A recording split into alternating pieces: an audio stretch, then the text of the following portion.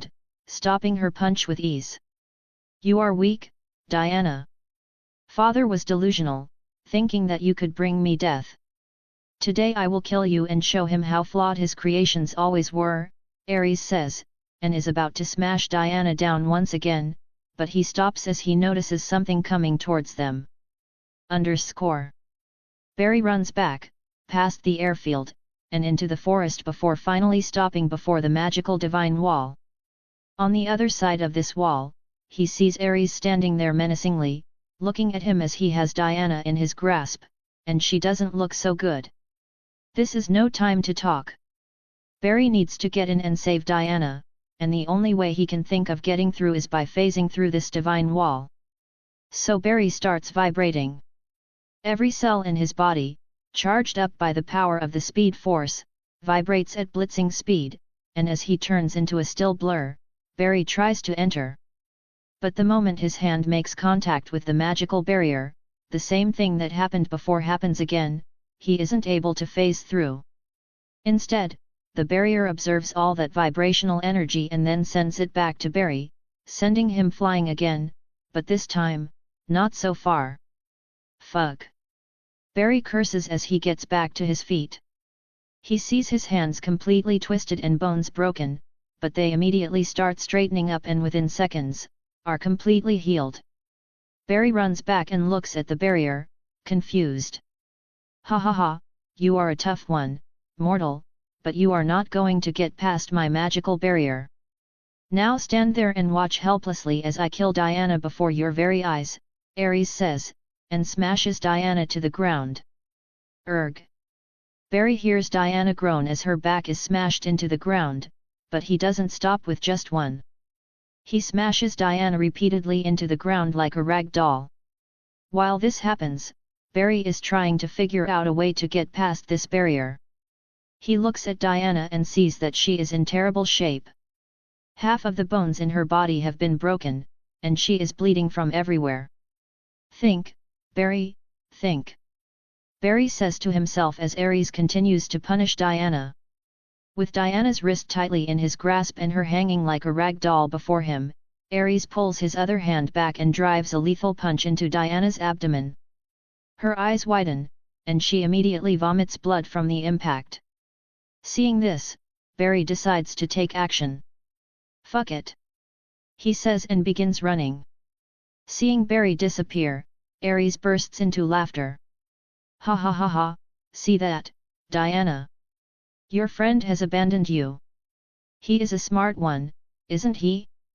He saw that there was no hope for you and decided to leave before the same fate falls upon him." "Ha ha ha ha," Ares laughs. Diana wheezes through her broken nose while staring at Ares through her swollen, bruised eyes, which are slowly healing. She doesn't blame Barry for running away, as Ares is too powerful. She overestimated herself, thinking she could kill Ares. Even though she has learned that she is the weapon that Zeus created to bring death upon Ares, she can't see herself winning against this monster. He is just too powerful. While Diana's thoughts run chaotic, Barry's running. He is running fast, faster than ever, breaking speed limits he dared not touch. crossing 100,000 kilometers in a second. Yes, this is the fastest he has ever run. Sure, he moved faster than the speed of light to dodge that beam before, but running is different. But Barry is not done, he pushes himself further, increasing his speed 3 times more. Yes, he is now running at the speed of light. His regular vision is completely useless right now, and everything he sees before him is from the future with the help of the speed force. No matter how powerful this divine energy is, there must be a limit. And to break that limit, Barry needs to go beyond limits, he needs to harness the power of infinity. When an object of any mass travels at the speed of light, its mass would become infinite. And Barry, a man weighing about 90 kgs, or 198 pounds, traveling at the speed of light, now holds infinite mass. And as he hits light speed, he runs around the entire Earth in just 0.133 seconds, returning to the scene just as he left. Neither Ares nor Diana sees Barry coming as he is too fast. Barry sees the divine barrier before him, well, the future version of it. He pulls back his hand and runs right towards it. He throws his infinite mass punch at it. Chapter 86, Obliterate. Infinity. Something with no limit. And that is just how much force is behind Barry's punch. Now running at the speed of light, his whole body has infinite mass, and thanks to the speed force, he is able to contain all that energy within himself, or else he would have destroyed this world. Barry's punch makes contact with the divine barrier. And like it has always functioned, the barrier tries to absorb all that energy to send it back to where it came from, but this time, the barrier won't be able to do that. Because the energy transferred this time is infinite. It might be a barrier made of divine magic, but something with a limit can never hold infinity. And so, Barry tears through the barrier like a red-hot knife going through butter. Neither Ares nor the beaten-up Diana sees him coming. Barry doesn't stop. He continues towards Ares at light speed and throws another infinite mass punch. His fist makes contact with Ares's helmet that he has over his head, and just like that, the entire upper half of Ares's body is obliterated into nothingness. Barry immediately grabs Diana and runs her away to a safe distance and puts her down. The world returns to normal speed again, and, like a stick with no support, the lower half of Ares's body plops on the ground. Barry turns his head to look at Ares's lower half and sees that even after eradicating the entire upper half of Ares's body, he is still not dead. He sees Ares's body regenerating, staring from the torso that is still intact. At least I bought some time, Barry thinks and looks back at Diana. She is in very rough shape. Her beautiful face is now bloody and bruised, but it is slowly healing. Cough cough. Diana coughs up some blood as she slowly opens her eyes, and the very first thing she sees is Barry looking down at her. Barry! She murmurs as she starts coming to her senses. She suddenly sits up straight and looks around, confused. Her eyes then fall on Ares's body as it is slowly healing back. He is not dead yet. How do we kill him? You said you know how to, Barry asks. It's me. I am the weapon, my father created me to bring an end to Ares, Diana says as her injuries continue to heal. But I can't do it. He is too strong. I can't kill him. Diana says. Her voice is shaky and filled with doubt and fear. Barry doesn't blame her for being afraid and having doubts. Barry saw with his own eyes. If it were not for him, Ares would have killed Diana. Even he had to admit, Ares was too strong. If he had not abused his power by running at the speed of light, Barry didn't know if he could have saved Diana before she was killed by Ares. I understand you are afraid. You almost died at his hands. But don't forget, you are not alone in this fight. I am here beside you. You deal the finishing blow while I keep him distracted. Barry lets out a simple plan. Diana is hesitant, but seeing that Barry seems to have successfully taken down Ares, she feels a little confident. Death had flashed before her eyes, and for the first time in her life, she felt real fear. But she also knows that she cannot let her fear of death influence her. Like Barry said, she has an ally fighting beside her, someone who can clearly overwhelm Ares.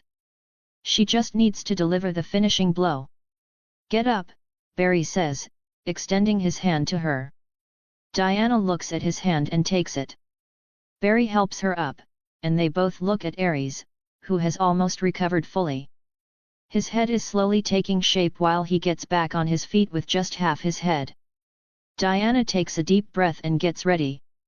Give me your hands, Barry says, putting his hands forward. Diana is confused, but does as she is asked. She puts both her hands on Barry's. He holds her hand, and lightning starts to flash around them. Diana is surprised. She looks around and finds the world frozen, but more colorful than ever. What is this? She asks, surprised. This is the speed force.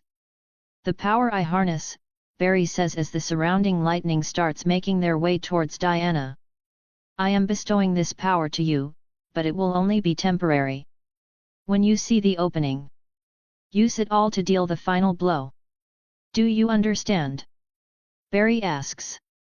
Diana watches as the lightning flows around her arm with fascination.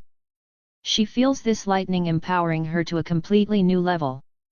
She has never felt this powerful ever. She looks into Barry's eyes and nods. I understand, she says. Good, are you ready? Barry asks. I am, Diana answers. Then let's do this, let's kill a god, Barry says and lets go of Diana's hand. Diana sees the world return to normal, but the empowerment she felt is still there. She looks down at her hand and sees lightning crackling around it.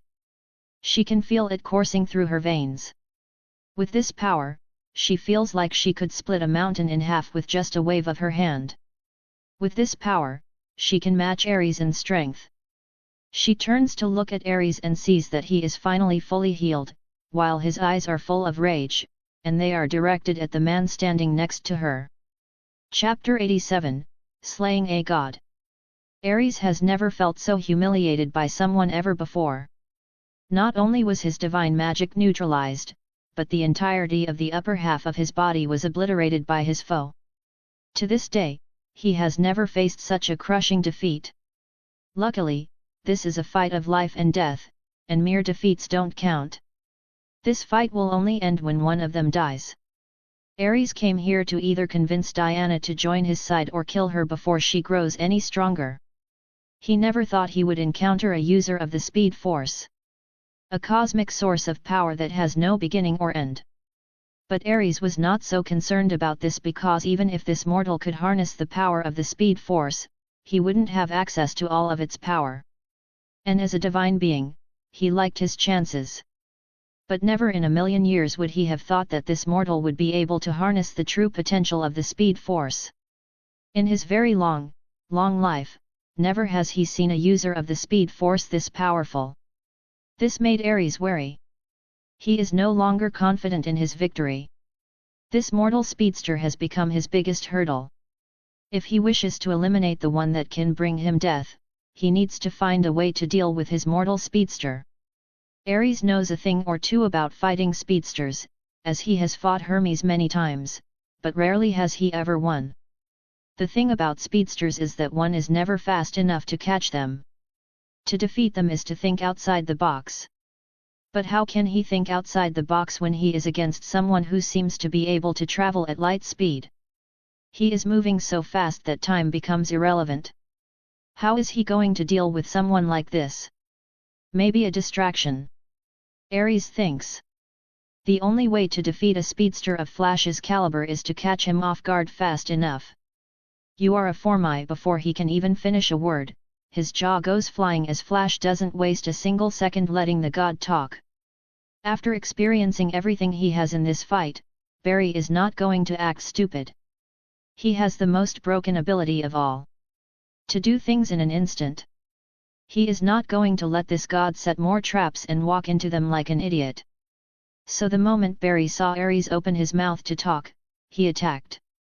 Running at him at almost the speed of light, he punched Ares right in the jaw, completely ripping his jaw off his face. As Ares stands there, shocked as his jaw dangles with just some skin and muscle strands holding it, Barry immediately appears before him once again. Ares's eyes widen, and his pupils constrict. He tries to say something, but Barry is not having any of it. He starts vibrating his hand extremely fast and then chops them down on Ares's arms, cutting them off clean from his shoulders.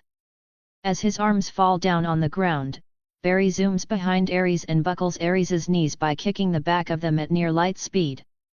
Ares's knees shatter, and he collapses. Barry immediately grabs him by the head to stop his body from hitting the ground and looks at Diana.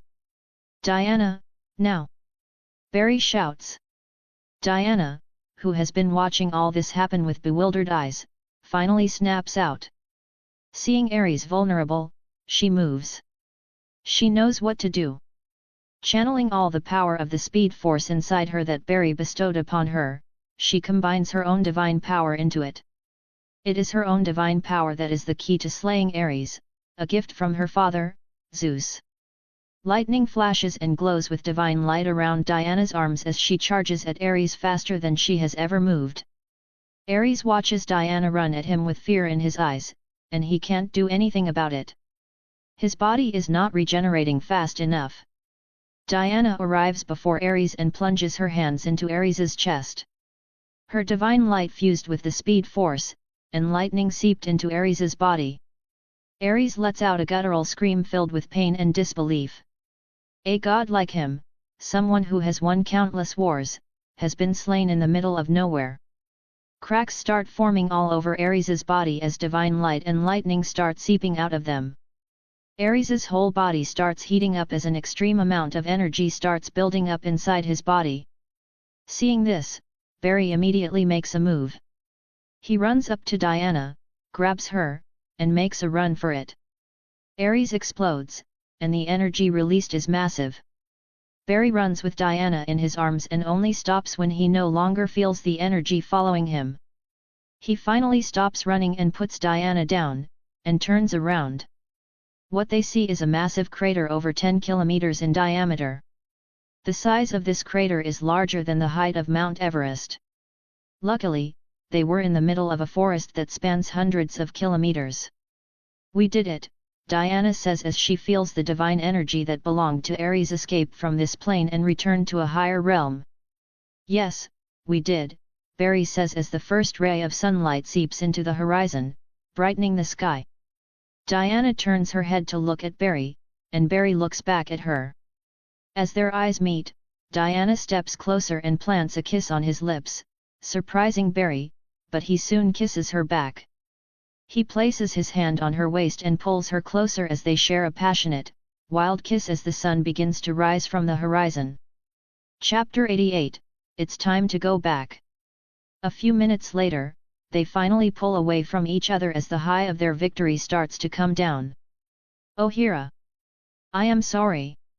I shouldn't have," Diana says and immediately steps back. She feels conflicted as she doesn't know what got into her. Seeing Ares die, finally fulfilling her duty, and then looking at the man who saved her life and helped her fulfill her destiny. Something inside her made her want to kiss this man. And the kiss felt magical. It felt better than anything. But now she feels conflicted, as she is also in love with Steve. Hey, no need to apologize. Things like this happen in the heat of the moment. We were high on emotions from our victory. I am equally at fault, I could have pushed you away, but I didn't, so you don't need to take all the blame, Barry says, trying to calm her down. Barry's words made sense to Diana. She just escaped from the jaws of death and got ecstatic over her victory, leading to the outburst of emotion she felt when looking at Barry, the man who saved her. "Thank you for saving me." Diana finally thanks her. "Isn't that what we heroes do? Save people, no matter the cost," Barry says with a smile. Diana stares at him for a second before smiling and nodding as well. "We should head back down, the rest must be worried about us," Barry says, carrying Diana in his arms and running her back to the base. As Barry runs, Diana looks up at his face and touches her lips as the feeling of the kiss still lingers. She has made sense of her sudden burst of feelings for Barry because of their circumstance, but now that things are back to normal, why does her heart still beat as she looks up at his face? The scenery around them looks blurry before Barry finally comes to a stop and puts Diana down. Diana. You are okay. Steve immediately rushes to Diana as Barry and Diana appear out of a sudden. Steve hugs Diana, as he was scared for her life after seeing that massive explosion. Even though they were very far away from the forest where Barry, Diana, and Ares fought, they still felt the power of that explosion. I am okay, Diana says, hugging Steve back. Steve pulls away from the hug and looks at Barry. What about Ares? He asks. We won. Barry answers. Hearing his answer, the group immediately started cheering and shouting with happiness. Barry smiles and looks at Diana as she looks back at him. Their eyes meet, and they come to an understanding. Plus, Barry doesn't think much of it. He felt that Diana just acted as such in the heat of the moment. She must have had one of those psychological episodes where one develops intense feelings towards their saviors. Barry did save Diana from getting killed after she was brutally mauled at the hands of Ares. If not for him, she might have actually died. This made Barry wonder, how would Diana have survived if he weren't here? Barry comes back to reality and looks at these people and sees their happy faces. These people don't need to know everything that happened out there and after. It would be a secret just between him and Diana. A few hours later, Barry stands before the group as it's time for him to leave. He has overstayed his turn and messed with history. He doesn't know the changes his actions have brought to the future, but as a literal time-manipulating god, he can always fix his mistakes. It's time for me to return to the future, Barry says, looking at the people before him. I am going to name my future son after you, Mr. Barry, Samir says, taking pride in his words. This almost makes Barry choke, but he decides not to sway the man. Thank you for helping us. We don't know what we would have done if not for you. Steve steps forward and extends his hand to Barry. Barry looks at Steve's hand and then shakes it. He feels a little awkward shaking the hand of a man whose girl he just killed, but whatever, it was not he who initiated it. Plus, he is going to leave the couple to live out the rest of Steve's life happily ever after. At least Barry hopes that they live a happy life together because a relationship between a mortal and a demigoddess won't be an easy one. Barry then looks at Diana. We will meet again in the future, Barry says with a smile. We will, Barry Allen, Diana says, stepping forward and hugging Barry. All right, guys, take care of yourself, Barry says, gives them a two-finger salute, and disappears in a flash. Diana feels a little conflicted seeing Barry disappear, but as she turns and looks at Steve, she sees a different future for herself, one filled with joy and happiness with the person she loves. She remembers the words Barry said to her. To cherish the happy moments she will experience with the ones she loves, as those brief moments of happiness will be carried on with her forever. Chapter 89, The Real Past. Barry runs fast. He feels his body shatter the sound barrier and carry on, and gain even more momentum. His powerful body continues to evolve after being pushed through the physical limits of the universe.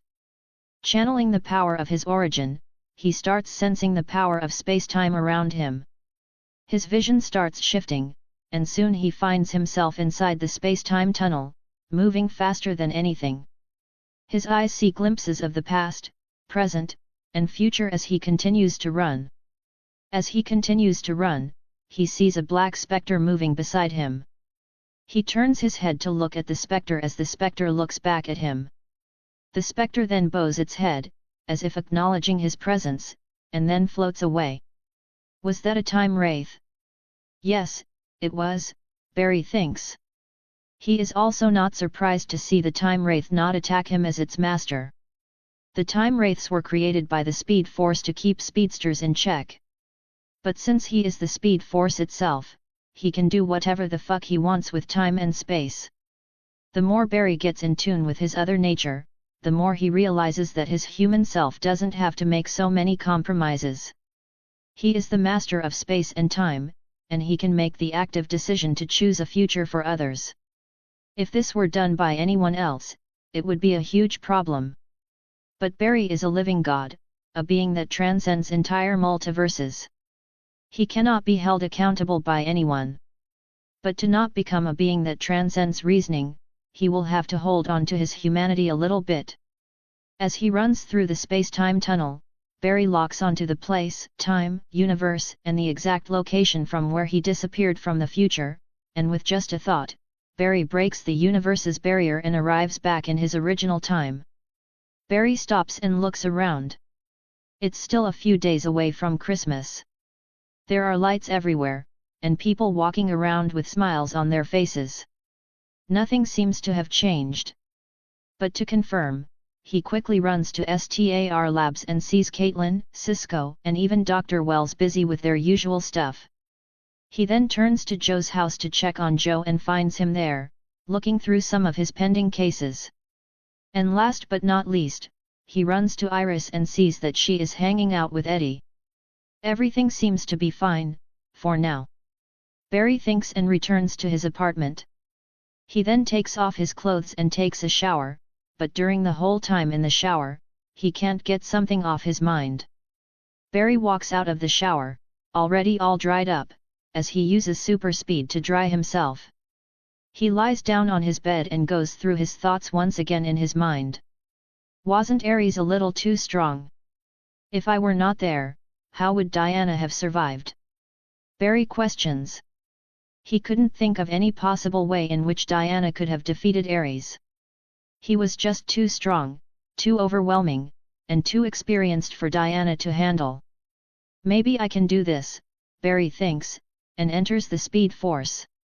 Surrounded by a storm of lightning, Barry calls for his other self. His old form materializes before him. Can I look into a timeline and what would happen in it if I weren't involved? Barry asks. We can do anything, Barry. When you are here, just think of it, and it is possible, his former self says and disappears. Okay, I just need to think of the timeline, and I should be able to see it, Barry murmurs and begins thinking about the timeline he entered and what would have happened if he hadn't been there. And just like the Speed Force said, Barry materializes in the past again, but this time, he is just in an astral form, looking at Diana fight against a bunch of German soldiers. The battle is much harder fought as Diana has to do a lot more of the heavy lifting with no Barry present to save the innocent. Barry saw how his absence caused a few civilian deaths from the flying debris and bullets. Diana manages to save the village with a few scratches on her skin, which heal quickly. Barry then fast-forwards the time and watches everything from Diana and Steve taking shelter in the village, to them making love, then going to the German high command, failing to save the villages as they get bombed by the gas bombs. Diana then goes on to fight and kill Ludendorff, only to be disappointed to see that the war didn't stop. Her fight with Steve leads to him going on his own to stop the gas bombs from leaving the airbase, and then Diana finds out that the real Ares is none other than Sir Patrick, Steve's boss. Diana then goes on to fight Ares alone. Steve sacrifices himself by taking control of the cargo plane filled with gas bombs and crashing it into the ground. Seeing this, Diana bursts into anger and channels her divine energy to fight back against Ares. Barry watches all this happen and thinks that Steve's death must have led to Diana unlocking her full potential, but what he sees next shocks him to the core. Just when he thought Diana was going to win, he saw Ares laugh at her face and tell her that he was just playing. Ares then proceeds to power up and brutalize Diana, just like he did to her inside that forest. He beat Diana to a bloody pulp and then killed her. What the fuck, are the only words that came out of Barry's mouth when he saw this. Chapter 90, What Has Changed? Barry couldn't believe his eyes as he watched Ares beat Diana to a pulp and then rip her in two, killing her. But this didn't end with the death of Diana. After Diana died, a huge rainstorm appeared out of nowhere, making Ares look up at the sky and roar with anger. Was this really the weapon you created to destroy me, father? Don't tell me you have gone soft after all these years? I want answers, father. I demand you come forth. Ares shouts in anger. His spiteful words seemed to have stirred up the sky as the rainstorm got more violent. Suddenly, a bolt of lightning came shooting down at extreme speed. Fast enough that Ares couldn't dodge it. But Barry could see it as he was inside the speed force. The lightning bolt pierces through Ares's chest, impaling him into the ground. Ares's eyes are wide in disbelief as he was granted death before he could even put forth his case. His body started to crack under the overwhelming amount of energy being pumped into it. Ares then started expanding like a balloon before exploding, just like he did when Diana dealt the final blow in the timeline Barry interfered in. Barry couldn't believe that not only did Diana die, but Ares, too, was killed by Zeus, and the guy didn't even bother appearing before Ares. Then what was the point of him even giving birth to Diana? Was it just to give Ares a false hope before destroying him? Another thing Barry is surprised by is how easily Zeus managed to kill Ares. But he expects nothing less from the king of gods himself. The surrounding scenery changes, and Barry's consciousness returns to his bedroom.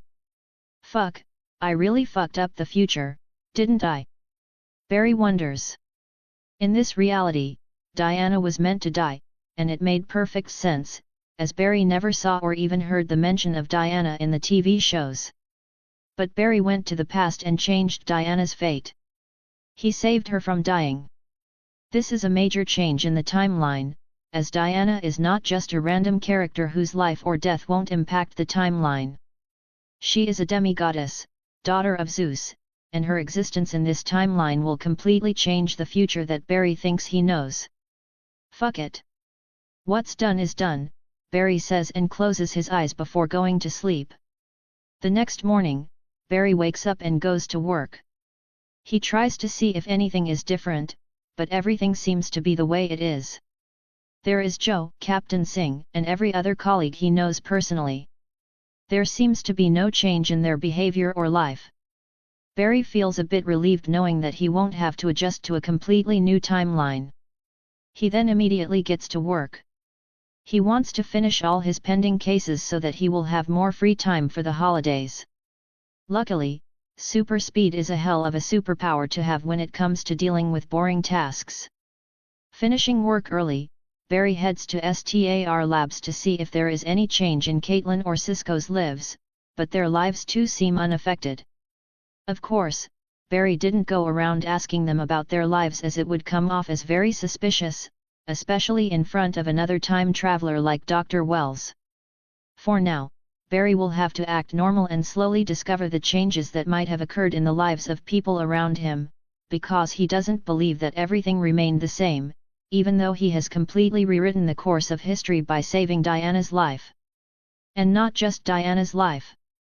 Even Steve was meant to die in the past, but he went on to live as well. Barry wonders what factors were affected due to Steve being saved as well. Curious, Barry searched for Steve Trevor and found some information on him. A World War II hero who lived till his 80s, dying in 1995 from old age. He had a very successful and respected career, becoming a 4-star general. He got married to someone named Diana Prince. Reading this name put a smile on his face, seeing that Diana and Steve went on to marry each other. He even found a photo of Steve and Diana in their wedding outfits. But after that, he couldn't find any pictures of Steve with Diana in them. As if Diana had just disappeared from his life. He found a few pictures of Steve with his comrades and generals of other countries, signing some war treaties, but nothing else. What happened? Barry wondered. What are you looking at? He suddenly heard Caitlin's voice from behind. Luckily, he had already swiped down the page, so there were no photos on display. Nothing, just reading some old articles, Barry says, putting his phone in his pocket and turning to look at her. Then why are you acting suspicious? Caitlin asks. Not wanting to come up with weak excuses. He puts his hands on her waist, pulls her closer, and locks his lips with hers, kissing her deeply. MNNNN, someone will see us, Caitlin says, pulling away from the kiss, flustered and breathless. Barry smiles and disappears with Caitlin in a flash, taking her to a remote part of the lab where there is no one or cameras to spy on them. Soon, the sound of clapping and Caitlin's moans can be heard, but there is no one else to listen to them other than Barry and Caitlin themselves. Chapter 91, Fiancé. After Barry was done with Caitlin, she was in a state of pure bliss to even care about what Barry was doing on his phone. And with her legs wobbly and shaking because of the intensity of the sex, she had to sit down the whole time, giving excuses to Cisco and Dr. Wells on why she couldn't do certain tasks. They both thought that Caitlin must have sprained her legs and asked Barry to take her home, which he did. They then spent the rest of the day and the entire night together, participating in more physical activities. One day before Christmas Eve, Barry finds himself in Joe's house, helping him set up a Christmas tree. Super speed always comes in handy when doing chores like this. Seeing Barry instantly put all the lights and decorations on the Christmas tree made Joe laugh. Iris was also present, helping Joe make all the Christmas-related foods and drinks. Joe then had to leave for work, which left Barry and Iris alone to open Christmas presents. Iris gave Barry a microscope and Barry gifted her a digital camera for her journalist aspirations. The Iris left with Eddie, leaving Barry alone. He then went to STAR Labs and gave more gifts to his friends. He didn't leave out Dr. Wells either, even though he knows the guy is probably cooking up something really dangerous to harm him. But Barry can't look suspicious. He needs to keep the facade going to catch Dr. Wells off guard. Everything was going well. No crimes were being reported. People seemed to be in their best behavior on Christmas, which allowed Barry to have some free time. He is in Cisco's house, watching reruns of Wrath of Khan, when suddenly both Barry and Cisco get a distress signal on their phone. They take out their phone and see that it's a distress signal from Caitlin. As soon as he sees this, Barry moves before Cisco can even say a word. The distress signal is coming from near STAR Labs, so with speed, he arrives there in seconds, and what he sees when he gets there surprises him. He sees Ronnie. Caitlin's supposedly dead fiancé is choking her to death as Caitlin gasps for air and tries to fight back. Barry immediately rushes to them. First, he unwraps Ronnie's fingers from around Caitlin's neck, and then he palm strikes Ronnie, sending him flying and then crashing into a wall. Gasp cough cough. Caitlin immediately grabs her neck and starts gasping for air and coughing as her larynxes are finally free to breathe. "Are you okay?" Barry asks as he supports her by holding onto her shoulders. Barry looks at Ronnie, who slowly starts getting back to his feet. He is confused as to why Ronnie would attack Caitlin. He thought they were in love. Ronnie gets back to his feet and looks at Barry with sheer anger. "And who the fuck are you?" Ronnie asks. His voice sounds as if two people are speaking at the same time. Barry looks at the angry man before him and realizes that this might not be the Ronnie he knew. He turns to look at Caitlin and sees her slowly back away, hiding behind Barry. She looks really scared of Ronnie, as she should be, as the guy just tried to kill her. But why does Barry feel like there is more to this? "Is he the guy you chose over me, Caitlin? Then you chose wrong because I am going to fucking kill him." Ronnie yells and suddenly bursts into flames and takes to the sky. He then aims his hands at both Barry and Caitlin and fires a powerful energy blast at them. But, of course, Barry is too fast to be caught by simple fire blasts. The very first thing Barry does is grab Caitlin and take her into STAR Labs, where she can be safe. He then runs out again, looks around as Ronnie is frozen in time in the air. Barry is searching for a path to reach Ronnie, and he finds one. He runs up the curvature of the wall and then propels himself towards Ronnie and smashes into his face with a very fast punch. Ronnie doesn't even know what hit him.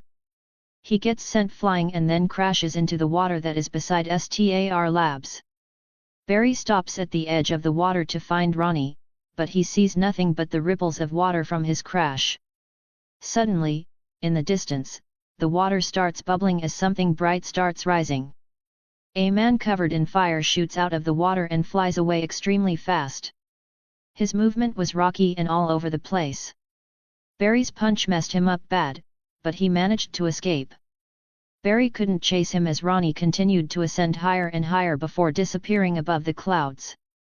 I should go back and check on Caitlin, Barry thinks as there are more pressing matters to attend to right now. He runs back to STAR Labs and sees Caitlin leaning against a desk, rubbing her neck. She gets startled a little as Barry appears right before her. "Oh my god, you are okay," Caitlin says, seeing Barry return safe and sound. "I should be the one who should be concerned here," Barry says, and grabs her chin to look at her neck. "It's been bruised, and there are even small signs of first-degree burning." "I am fine, don't worry," Caitlin says. As a medical expert, she can self-diagnose a little. Barry doesn't say anything as he feels he will mess things up if he asks about Ronnie. He feels like this has something to do with him changing time by saving Diana. Chapter 92, Changed Past. Barry didn't dare say a word because he didn't know what had changed because of his actions from his little trip to the past. He looks at Caitlin, who is slowly calming down. Why would the fiancé she loved so much try to kill her? And from everything he heard from Caitlin, Ronnie seems to have loved her equally. "I can't believe he is still alive." Caitlin finally speaks up. Barry placed his hand on her shoulder to calm her down. She leaned in, resting her head on his hand, seeking his warmth. Seeing this, he pulled her in a little closer and hugged her. "What happened?" Barry asks. Not digging too much into it and sounding suspicious. He is going to keep his questions short and vague. "I had finished up my work for the day and was heading home when he suddenly confronted me outside. I was so scared when I saw him alive," Caitlin says. Barry just listens, stroking her head to make her feel safe. "I thought when he died after being trapped inside the particle accelerator, I would finally be rid of him, but now he is back, and more dangerous than ever," Caitlin says. "Don't worry, he won't harm you now that I am here," Barry says, comforting her. "You know, when I first met him, I thought he was my soul mate. He liked everything I liked, his favorite food, his favorite author, his favorite color. I thought I had found the perfect man.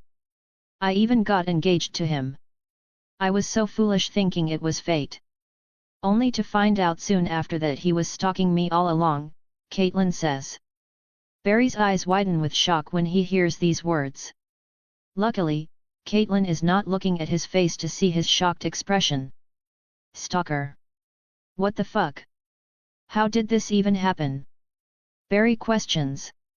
Now he is for sure that he is not going to tell anyone about his trip to the past.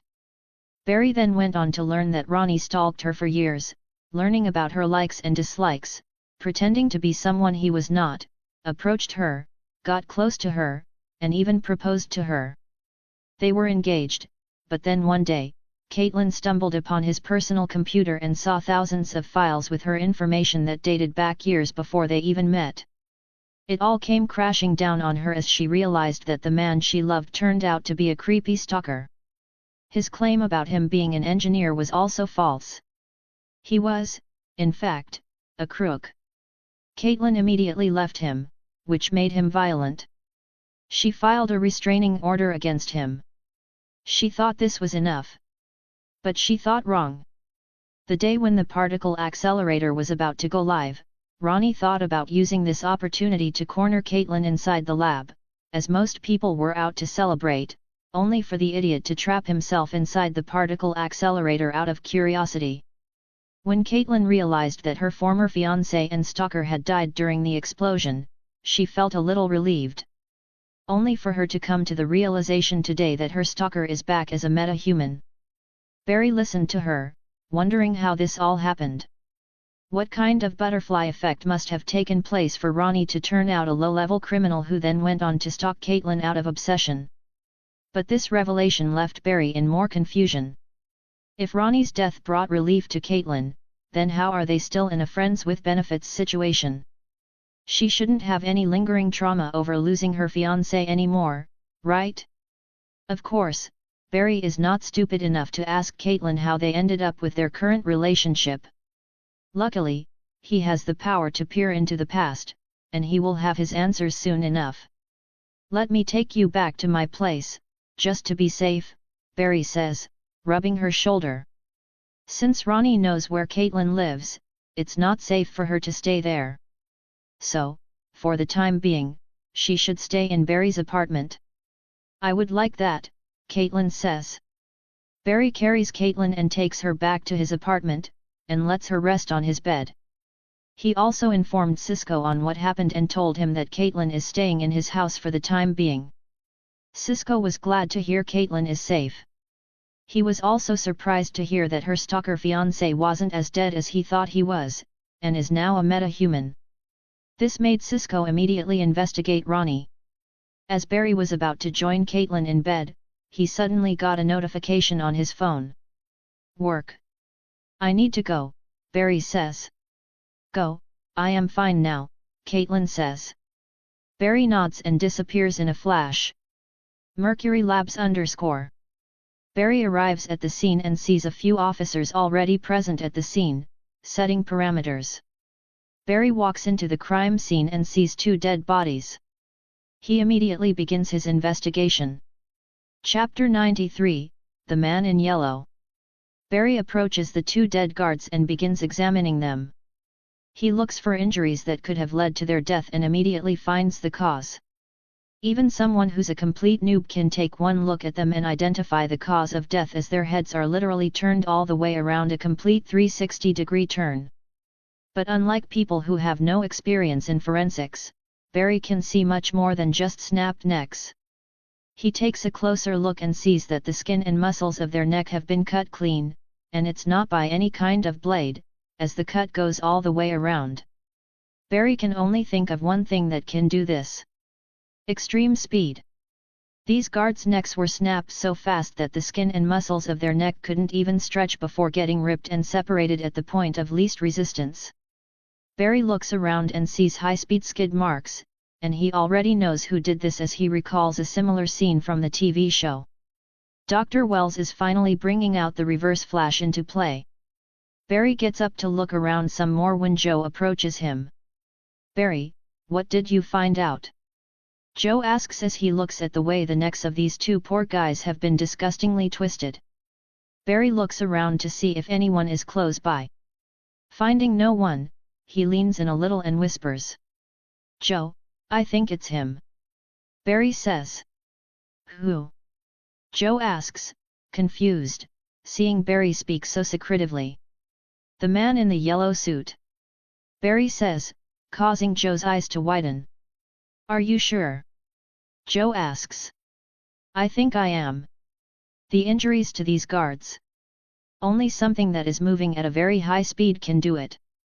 Also, there are high-speed skid marks on the floor, and they don't belong to any vehicle. The only person I know who can do all this is someone like me, Barry says. Guys, get this. The witness says all he saw was a blur. Sounds familiar? Looks like the Flash is not the hero Central City thought he was. Eddie approaches the 2 and says. Hearing that the witness saw a blur, Joe walks up to the man in the lab suit and starts asking questions. You said you saw a blur? What did you see exactly? Joe asks. Whatever it was looking for something, the witness says. What did it look like? Barry asks. Like a man, in some kind of yellow suit, the witness says. Okay, Barry says and pulls away from witness with Joe. Like I thought. It's him, Joe. He is back, and we need to find him. He is out there, Barry says. Even though Barry already knows everything, he needs to keep his facade up. I know, Joe suddenly says, and Barry feigns confusion. He's been in town for a few weeks now. He paid a visit to me at the house. He took all the evidence from your mom's case. The files are gone, Joe says. His voice, a little shaky, maybe a sense of guilt in it as well. Why didn't you tell me this sooner? Barry asks, even though he knows. He has seen it. I couldn't, Joe says. Why? Barry asks. Because he threatened to kill Iris, Joe says, reluctantly. Barry does his best to keep up his act. We need to do something. The longer he is out there, the more in danger people around me are in, Barry says. I understand, Barry. But right now, you need to go back home and rest. We will get back to this tomorrow morning at STAR Labs with the rest of the team. This man, in the yellow suit. He is dangerous, and we need a plan to catch him. And for that, we need to figure out what he was looking for, Joe says.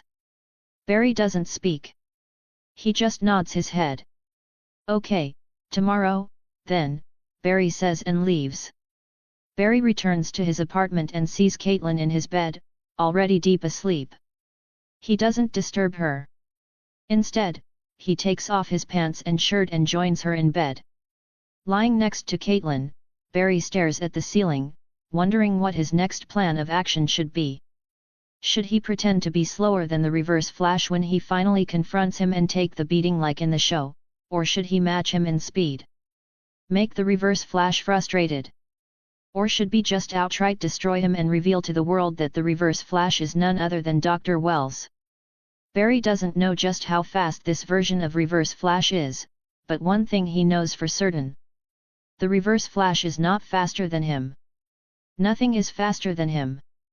Barry then turns to look at Caitlin again. She looks beautiful as she sleeps peacefully, knowing that she is in safe hands. Speaking of her, I should look into the past and see what really changed, Barry thinks, and his consciousness merges with the Speed Force again.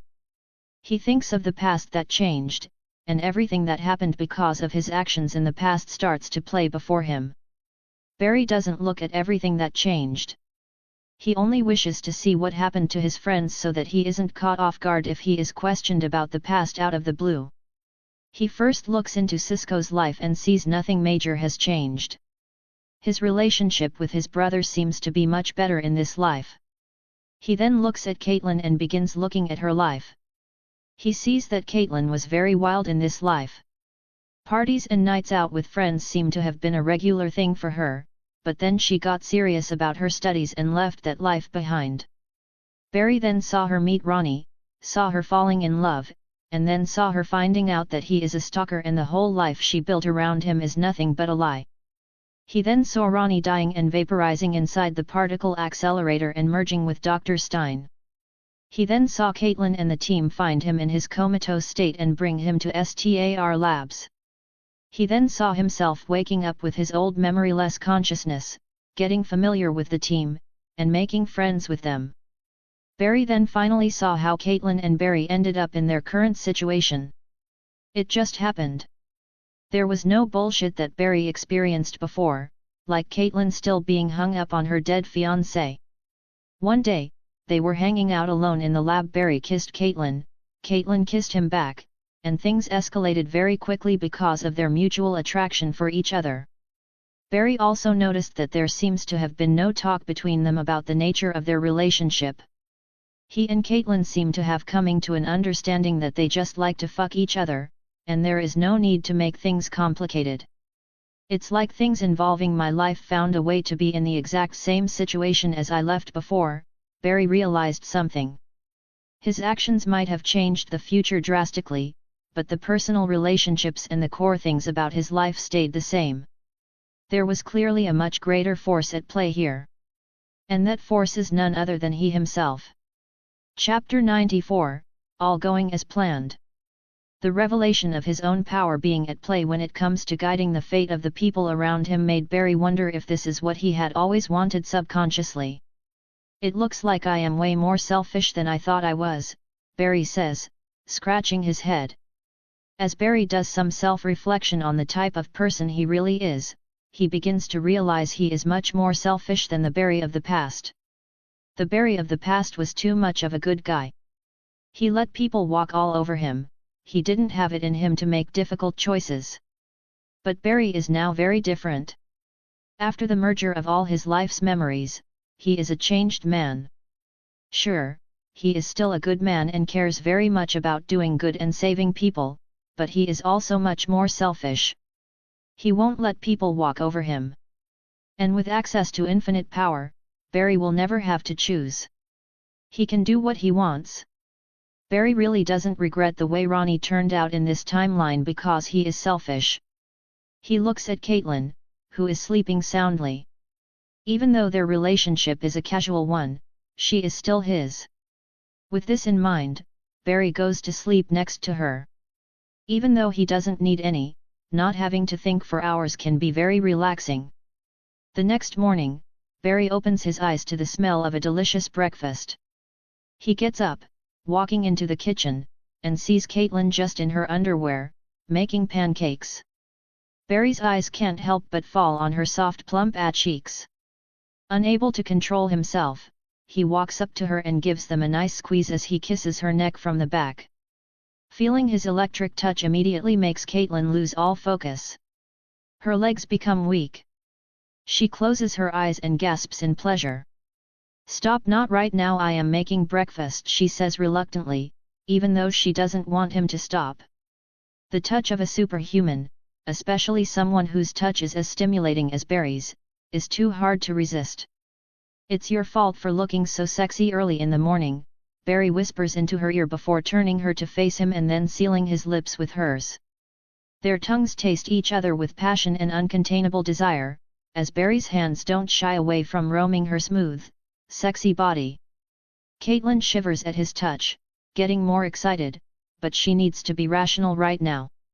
She pulls away from the kiss reluctantly. "Okay, now go and wash up. We need to get to work," she says with a flushed face. Barry smiles, seeing how hard she is fighting her desire, but decides to listen. He takes a shower and returns to find Caitlin already in a dress and the breakfast table set up. They sit down together, and Barry is once again impressed by how good Caitlin is at cooking. "So what happened last night?" Caitlin suddenly asked. "What?" Barry asks. "You got a call last night from work. Did something happen?" Caitlin asks. "Yes. The man in yellow. He is back," Barry says. His words hit like a bombshell as Caitlin dropped her fork. "By the man in yellow, you mean?" Caitlin asks to confirm. "Yes, the man who killed my mother," Barry says in a somber tone. Caitlin keeps her silence for a few seconds before grabbing Barry's hand and squeezing it. And when he locks eyes with her, he sees nothing but worry and concern in them. "Don't worry, Cisco, Dr. Wells, Joe, everyone is going to help you catch this man," Caitlin says. "I know, I am glad to have you guys in my life," Barry says, smiling. "And I am glad to have you in mine," Caitlin says, smiling back. They then continue with their lunch and talk about small stuff. Caitlin didn't want to bring up anything that could remind Barry about that horrific night. After they were done with lunch, Barry took Caitlin to STAR Labs and found Dr. Wells, Cisco, and Joe already there, ready to talk about the man in yellow. Cisco shows some concern for Caitlin because of what happened last night to her, but right now, their focus is on the evil speedster who is going around killing people. As the Flash's team, they know the incredible things Barry can do, so they also understand the chaos and destruction an evil man with the same powers as Barry can do. They know that this man in yellow is probably the most dangerous meta-human they will ever encounter. Now, with every player in the room, the team starts talking about the man in yellow and what he is after. With input from Dr. Wells and some digging from Cisco, the team realizes what this man in yellow is after. Tachyons. Mercury Labs has found a way to harness tachyons, and the man in the yellow suit is looking for it. So the immediate conclusion everyone comes to is acquiring this device from Mercury Labs and setting up a trap for the man in the yellow suit. Everything seems to be going just as Dr. Wells planned, and Barry knows it too well, but he decides to let Dr. Wells play out his plan, as now is not the right time for him to act. The team immediately starts working on a trap to capture this man in the yellow suit. Chapter 95, The Sewer, again. While the team gets busy building a trap for the man in yellow, Barry decides to look into Ronnie because a dangerous meta-human like Ronnie shouldn't be left out in the open. Luckily, Barry literally works in the CCPD and has access to criminal files. When Barry looks into Ronnie's files, he sees that Ronnie is a career criminal. Started robbing small stores at the age of 14, then went on to become a con man, conning people out of their money by manipulating them, then went on to become a bank robber. Robbed a few banks successfully before disappearing and lying low for a while. The next time he did appear was literally when he saw Caitlin and started stalking her. Used his con man skills to get closer to her and made her fall in love with him. Barry realized just how different Ronnie is compared to the one he saw in the TV show, but there was also the evil version of Ronnie from a different Earth. A change in the past is all it took for a man to go from being normal to a career criminal. Barry informed Joe about Ronnie and how he is a danger not only to Caitlin but to the city. His past actions and his present powers are a threat to the city. Joe understands this and makes sure that Captain Singh is informed about this meta-human, and the meta-human task force that Eddie leads, is already on the case. Barry joins Eddie as they go to all of Ronnie's past hangout spots and ask around if anyone has seen him recently. But they have no luck in this regard. Having no success at CCPD, Barry returns to STAR lab and uses all the city cameras they have access to run facial recognition on Ronnie. "What are you looking at?" He suddenly hears Caitlin's voice behind him. Barry turns around and sees Caitlin looking at the screen curiously. "Ugh, I was trying to see if any of the cameras picked up Ronnie," Barry says. "Let me help you with that," Caitlin says and sits down next to him. "Are you sure?" Barry asks, worried because of her past with this man. "Don't worry. I will be fine, plus I also want this asshole caught as soon as possible, so he doesn't bother me ever again," Caitlin says. "You seem fired up," Barry says, smiling. "After what he tried to pull off yesterday, I am going to make sure he regrets ever coming after me," Caitlin says, sounding a little scary. Looks like having Barry in her corner has made her much more confident, and she should be. To this day, Barry has never faced anything that he couldn't take care of. Caitlin has seen at extent what Barry can do, so having someone so powerful beside her is a huge confidence boost. Caitlin joins Barry as they start scheming through all possible sightings until Caitlin finally finds something. "Found him," Caitlin says, grabbing Barry's attention. Barry rolls in closer to look at her screen as he sees footage captured by one of the street cameras. In it, he sees Ronnie entering a sewer after looking around cautiously. Barry frowns. "A sewer, again? I really need to see what's going on down there," Barry thinks. "Did he come out afterward?" Barry asks. Caitlin quickly pulls up every camera footage they have, looking over a manhole across the city. They spend an hour going through all the footage while being assisted by the AI and facial recognition. There is no sign of Ronnie anywhere. "I will be right back," Barry says, getting up from his chair. "Where are you going?" Caitlin asks. "Into the sewers," Barry answers. "Now?" Caitlin asks, surprised. "Yes, I feel like something is going on down there. First it was Woodward, now Ronnie. Metas go in and disappear, never to appear again," Barry says, and in a flash, puts on his suit and runs out of STAR labs. With his incredible speed, Barry immediately reaches the closest manhole and goes in fast.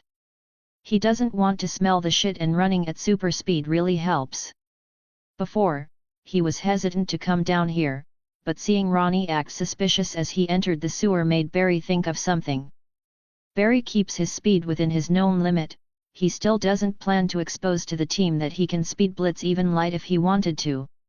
He quickly covers every inch of Central City's sewage system, and he sees a lot of nasty things. Luckily, at his speed, he doesn't have to smell any.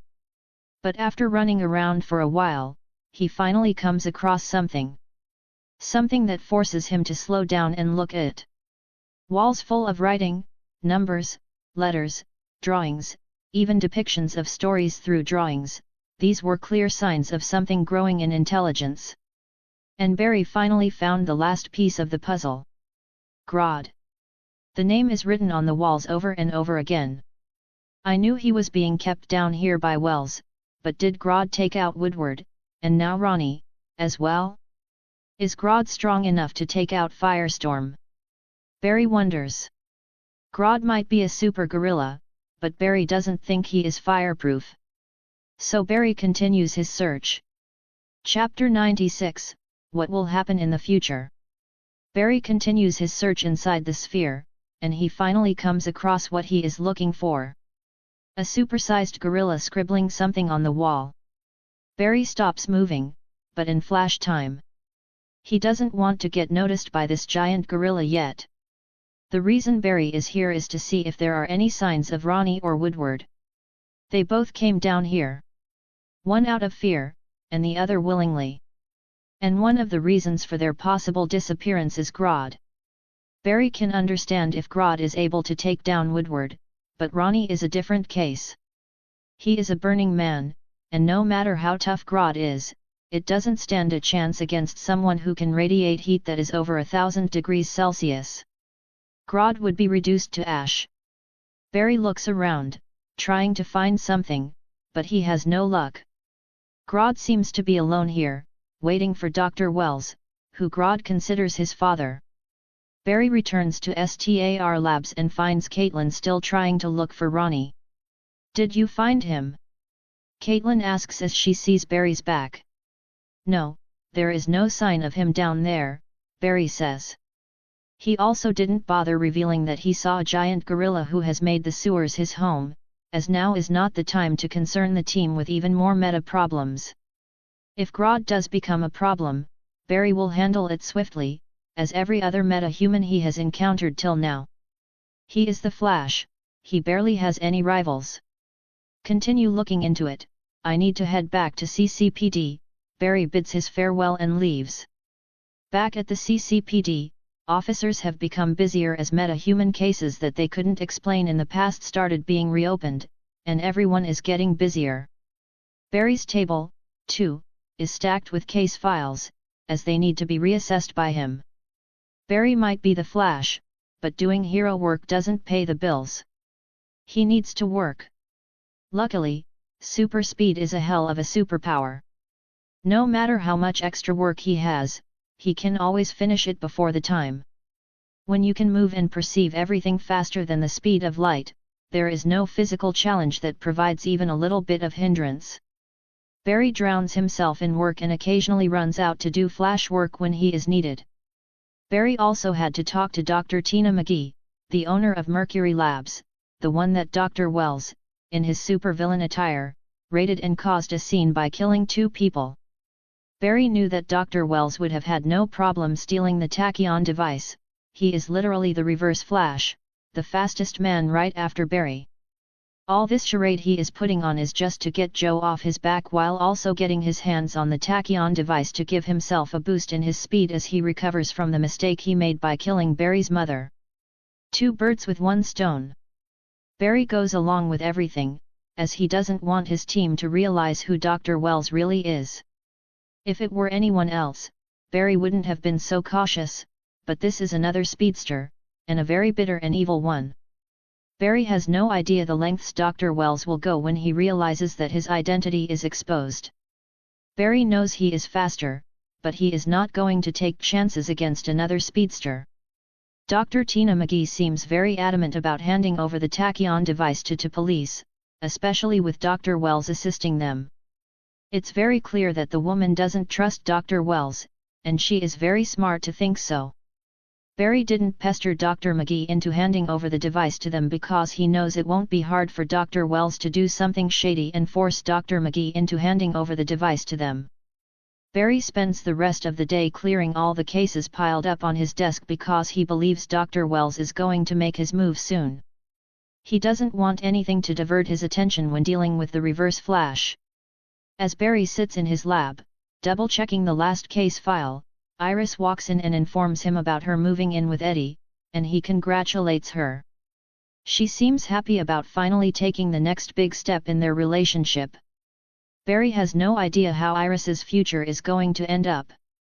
With him having no interest in her, Barry wonders what would happen to Eobard Thawne, the real identity of the Reverse Flash and Dr. Wells. Will he cease to exist now that Eddie might actually marry Iris and spend the rest of his life with him? Or will fate intervene and find a way to create Eobard again? Barry is curious. There are a few things that happen, no matter which timeline. That famous murder that happens in an alley of Gotham City, the destruction of Krypton, and in Barry's case, the explosion of the particle accelerator. Is the existence of Eobard Thawne a constant, or can Barry's simple decision not to be in love with Iris West change the future and erase Eobard Thawne from existence? Well, Barry doesn't know, and time is a very fragile concept, and nothing makes sense when people like him mess with time. Chapter 97, Confrontation. After Iris leaves, Barry decides to call it a day and leave as well, and go back home. With Caitlin staying at his place right now, the night won't be so boring. But then he feels something. The presence of another Speed Force user. As the literal embodiment of the Speed Force, how can he not feel it when someone is using it? He turns around and sees the man in yellow, standing on top of a building right across his window, staring at him with his glowing red eyes while his entire body vibrates. Looks like he finally decided to make his move, Barry thinks. He can feel the power of the Speed Force inside the Reverse Flash, but there is also something else that Barry feels, something foreign that is powering him. Time to fight, Barry thinks, and disappears in a flash of white lightning from his office. The Reverse Flash also bolts, leaving behind a trail of red lightning. Instantly, both speedsters have crossed great distances as they run through the streets of Central City. A red lightning streak followed by a white one. Barry chases the Reverse Flash, and while doing so, he realizes that the Reverse Flash is extremely slow compared to him. But this doesn't come as a surprise, as Barry has already experienced his limitless speed. He can easily tap into the speed that breaks the time barrier itself by moving faster than light. Reverse Flash is currently running at Mach 3, and Barry is keeping up with him, making sure to maintain this level of distance and speed. He doesn't want to scare the Reverse Flash away by showing him how easily he can blitz the living hell out of him. Reverse Flash stops thinking that Barry will stop and confront him with words, wanting answers, but he thought wrong. Seeing Reverse Flash stop, Barry decides to mess with him. Now a powerful god, Barry tries to find comic relief in his fights, to mess with his opponent's psyche a little, and see how they react. Reverse Flash's eyes would be open wide in a stunned state if one could see his eyes, which are hidden by the red glow. Barry body checks him at Mach 3, sending the yellow speedster flying into the air before skidding and rolling on the hard tar road. Reverse Flash groans in pain a little.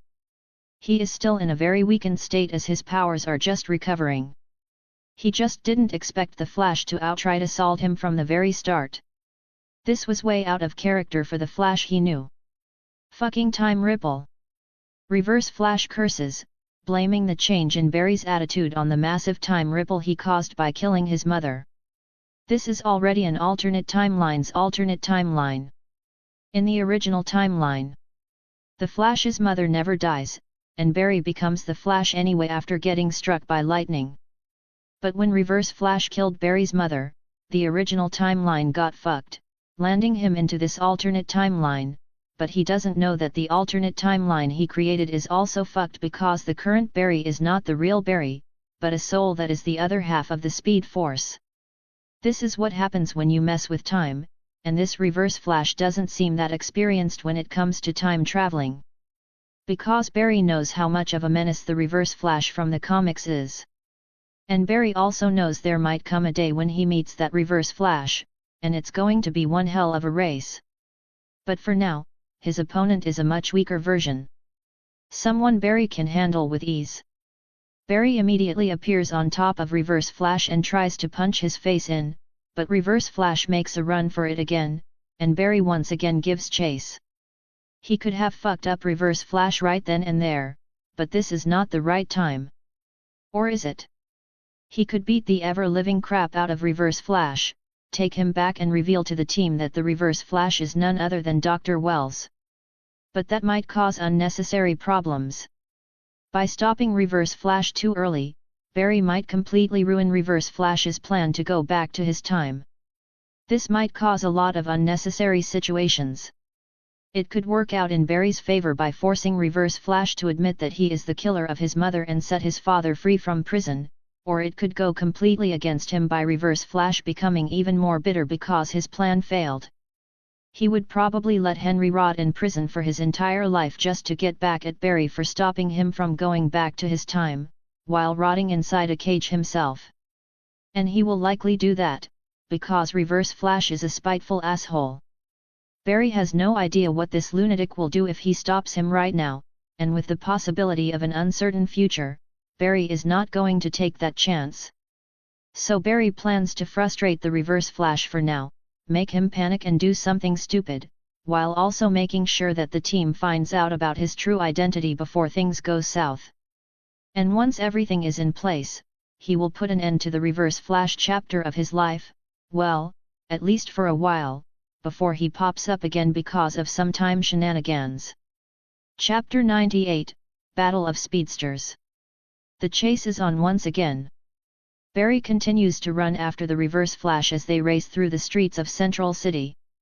Streaks of red and white lightning followed each other, creating sonic booms, shaking up the parked vehicles, and causing the wind to stir up all over the place. Some people manage to get a glimpse of the lightning flash and get excited over being able to witness the flash. Even though they don't theoretically see him, everyone in the city knows that if you see a white lightning zoom through the streets, it's the Flash. But some people who also see the red lightning start getting confused as they hear that the Flash emits white lightning when it runs. Barry pushes the Reverse Flash to the limit, to see how fast he could really run. They both hit Mach 4, and then 5, which seems to be about Reverse Flash's current limit. Reverse Flash then takes Barry to the Central City Stadium. Reverse Flash suddenly stops and turns around, ready to confront Barry at super speed, and like last time, he isn't going to let the Flash body check him again. Reverse Flash sees Barry running right at him, so he extends his hands forward, grabs Barry, and throws him over, using his own momentum. Barry goes flying. Well, he let Reverse Flash catch him and throw him because Mach 5 is nothing to Barry. As Barry's body reaches the crowd area, he taps into his super speed, angles his body so that it's his feet that make contact first, and the moment it makes contact, he runs back at the Reverse Flash. Seeing Barry making his way back to him, the Reverse Flash charges at the Flash with all his speed, and both ram each other at Mach 5. The force created by their collision is equal to 60 kilos of TNT, followed by a very loud boom and explosion of lightning, sending both of them hurling back. Barry pretends to struggle back to his feet while Reverse Flash is clearly feeling the force of the impact, but he still gets back up as his body heals quickly. They run at each other again and stop in flash time, trying to throw punches and kicks. If one punch is dodged, the other makes contact. The exchange of punches between them constantly creates loud sonic booms as both of them are punching each other faster than the speed of sound. The Reverse Flash starts getting overwhelmed as Barry starts throwing supersonic haymakers after haymakers without trying to block any of the Reverse Flash's punches. He wants the Reverse Flash to believe he is out of blood and is throwing the concept of self-preservation out the window. Reverse Flash realizes that he cannot continue throwing hands with an opponent who is equal to him, but is willing to take damage to deliver damage. Reverse Flash is in no condition to have a prolonged battle with the Flash right now, as he still hasn't recovered his full speed yet. The night he killed Barry's mother was the biggest mistake of his life. By stopping Barry from becoming the Flash, he would never be able to research and recreate the artificial speed force, meaning he lost his connection to the one thing that made him who he is. And with him disconnected from the artificial speed force that was created in the future, right now, he has no access to it. The only way he is able to run as fast as he is right now is by charging his meta-human cells with a very powerful battery. If this fight continues, he will run out of juice, while Flash will continue fighting because he derives his power from the real speed force that is all-encompassing throughout space and time. The Reverse Flash has no need to continue fighting a losing fight, so the moment he sees an opening, he makes a run for it. Barry is not going to let him go away so easily. He could end it here, but he wants to push the Reverse Flash a little more. The chase once again begins as both of them race through the streets of Central City. The Reverse Flash starts feeling his speed drain little by little. He didn't expect his very first confrontation with the Flash would drain him of his power so much. But just as he thinks there is no hope, he comes up with an idea. He is going to exploit one of Barry's biggest weaknesses, the people he cares about. The Reverse Flash makes a turn and runs towards STAR Labs as the Flash gives chase. It only takes them a minute to reach STAR Labs. Reverse Flash runs in and immediately sees Cisco still working on something. He immediately grabs Cisco and stops. His hand, vibrating next to Cisco's neck as Cisco is completely caught off guard. Barry stops right before them. Holy shit! It's real! The man in the yellow suit. Barry, help! Cisco shouts as he sees Barry appear out of nowhere before him as well. It all happened so fast. One moment he was working on something, and the next moment he was being held hostage by this psycho-killer speedster. Let him go now! Barry shouts. He could just run and end it all, but decides not to. Barry is still in control, and he doesn't want to break the illusion of his current speed. You will always be one step behind me. Flash! Reverse Flash says, his voice sounding demonic because of his vibration vocal cords. And I recall beating the living hell out of you just a few minutes ago, Barry says, provoking Reverse Flash. You just got lucky. Let's see if you are fast enough to stop me from doing this. Reverse Flash says and immediately jabs his vibrating hand towards Cisco's throat. Chapter 99, I think I can. Even though the Reverse Flash is fast, Barry is much faster.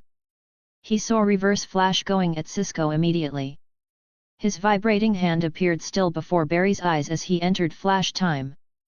Barry knew he had to save Cisco in such a way that the Reverse Flash continues to be in an oblivious state about his true speed, so he looks around, sees a bunch of pens next to the computer monitors, runs up to it, maintaining his speed, grabs it and throws it at Reverse Flash.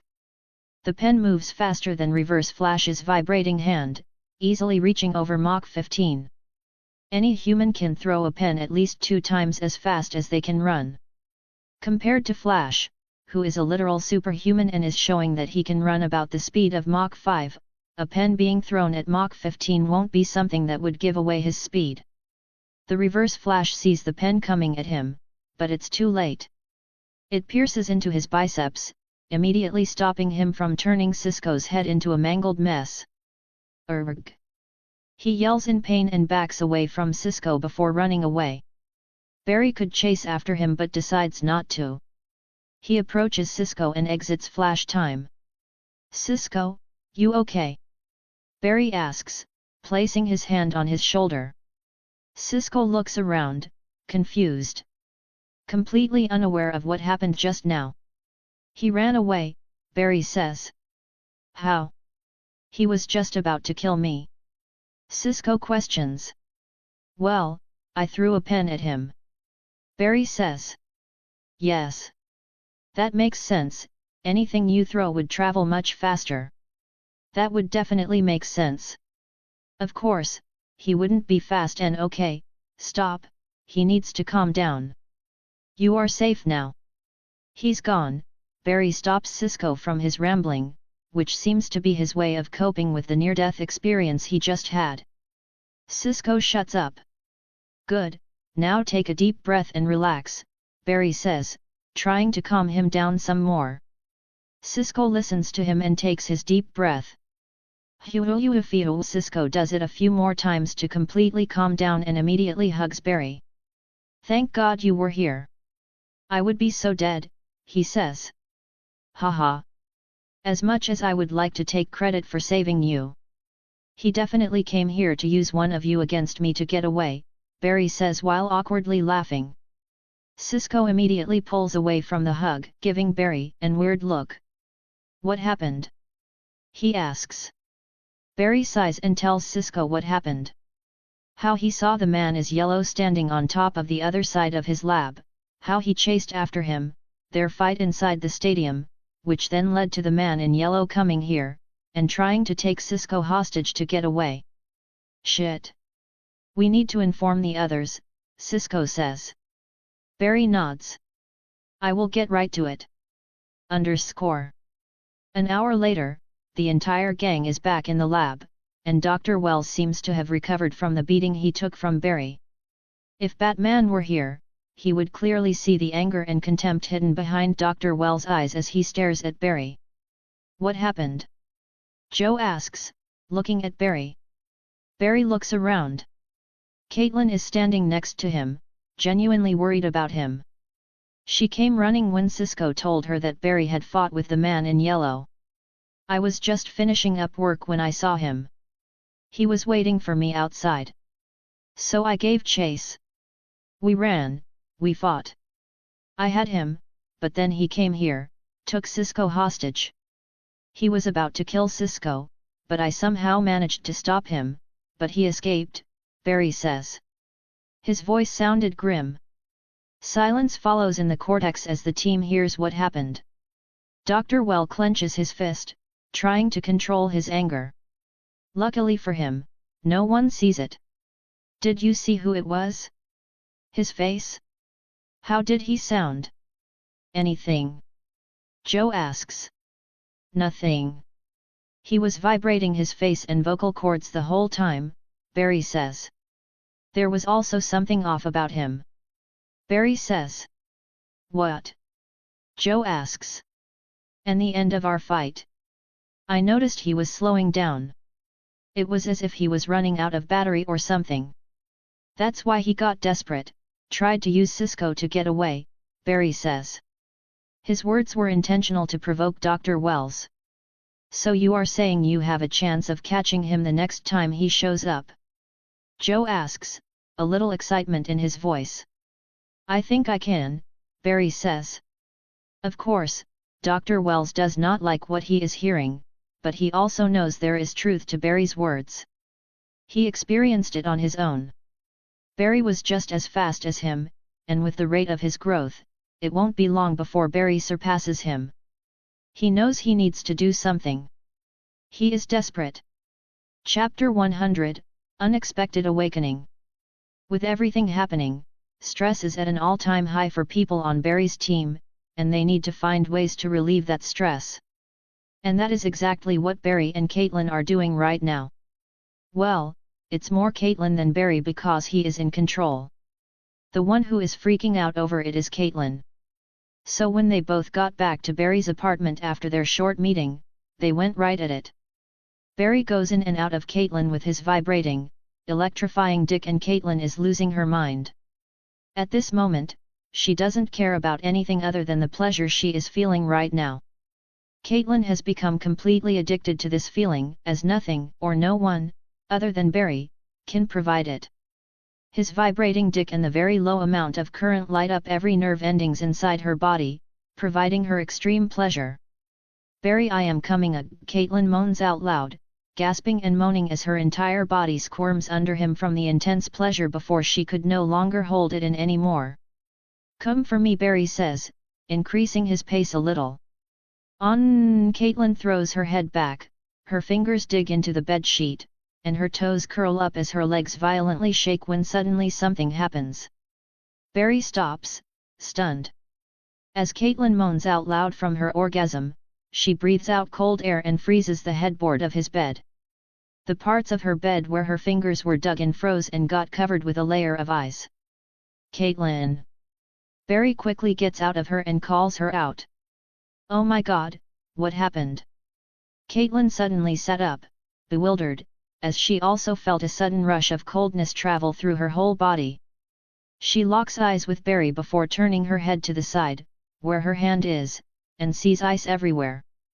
She looks at her other hand and sees the same thing. Caitlin then slowly turns her head around and sees that over half of Barry's bed's headboard is covered in ice. Shock and confusion overwhelm her. As she turns her head to look back at Barry, he sees her eyes flicker with an icy white glow. Okay, she has also been affected. Barry realizes that his little time-traveling fiasco has fast-forwarded Caitlin's meta-human transformation. I did that? Caitlin asks. Barry grabs Caitlin by her shoulders and nods her head. Oh, my god! I'm a meta-human? How's this possible? We need to tell others, run some tests. Caitlin starts panicking. Caitlin, calm down. Take a deep breath. We just came back from the lab a few minutes ago. Everyone has already gone home, and they, too, are stressed. We can't call them for another emergency meeting.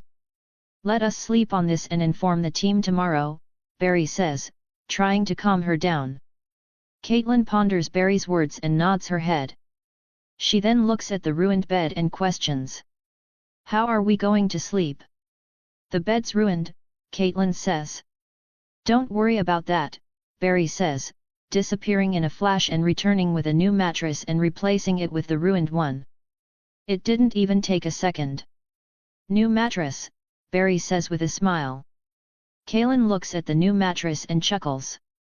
Let's go to bed, Barry says, taking Caitlin in his arms and going back to bed. Wait, what if it happens again when I am asleep? Caitlin asks, worried.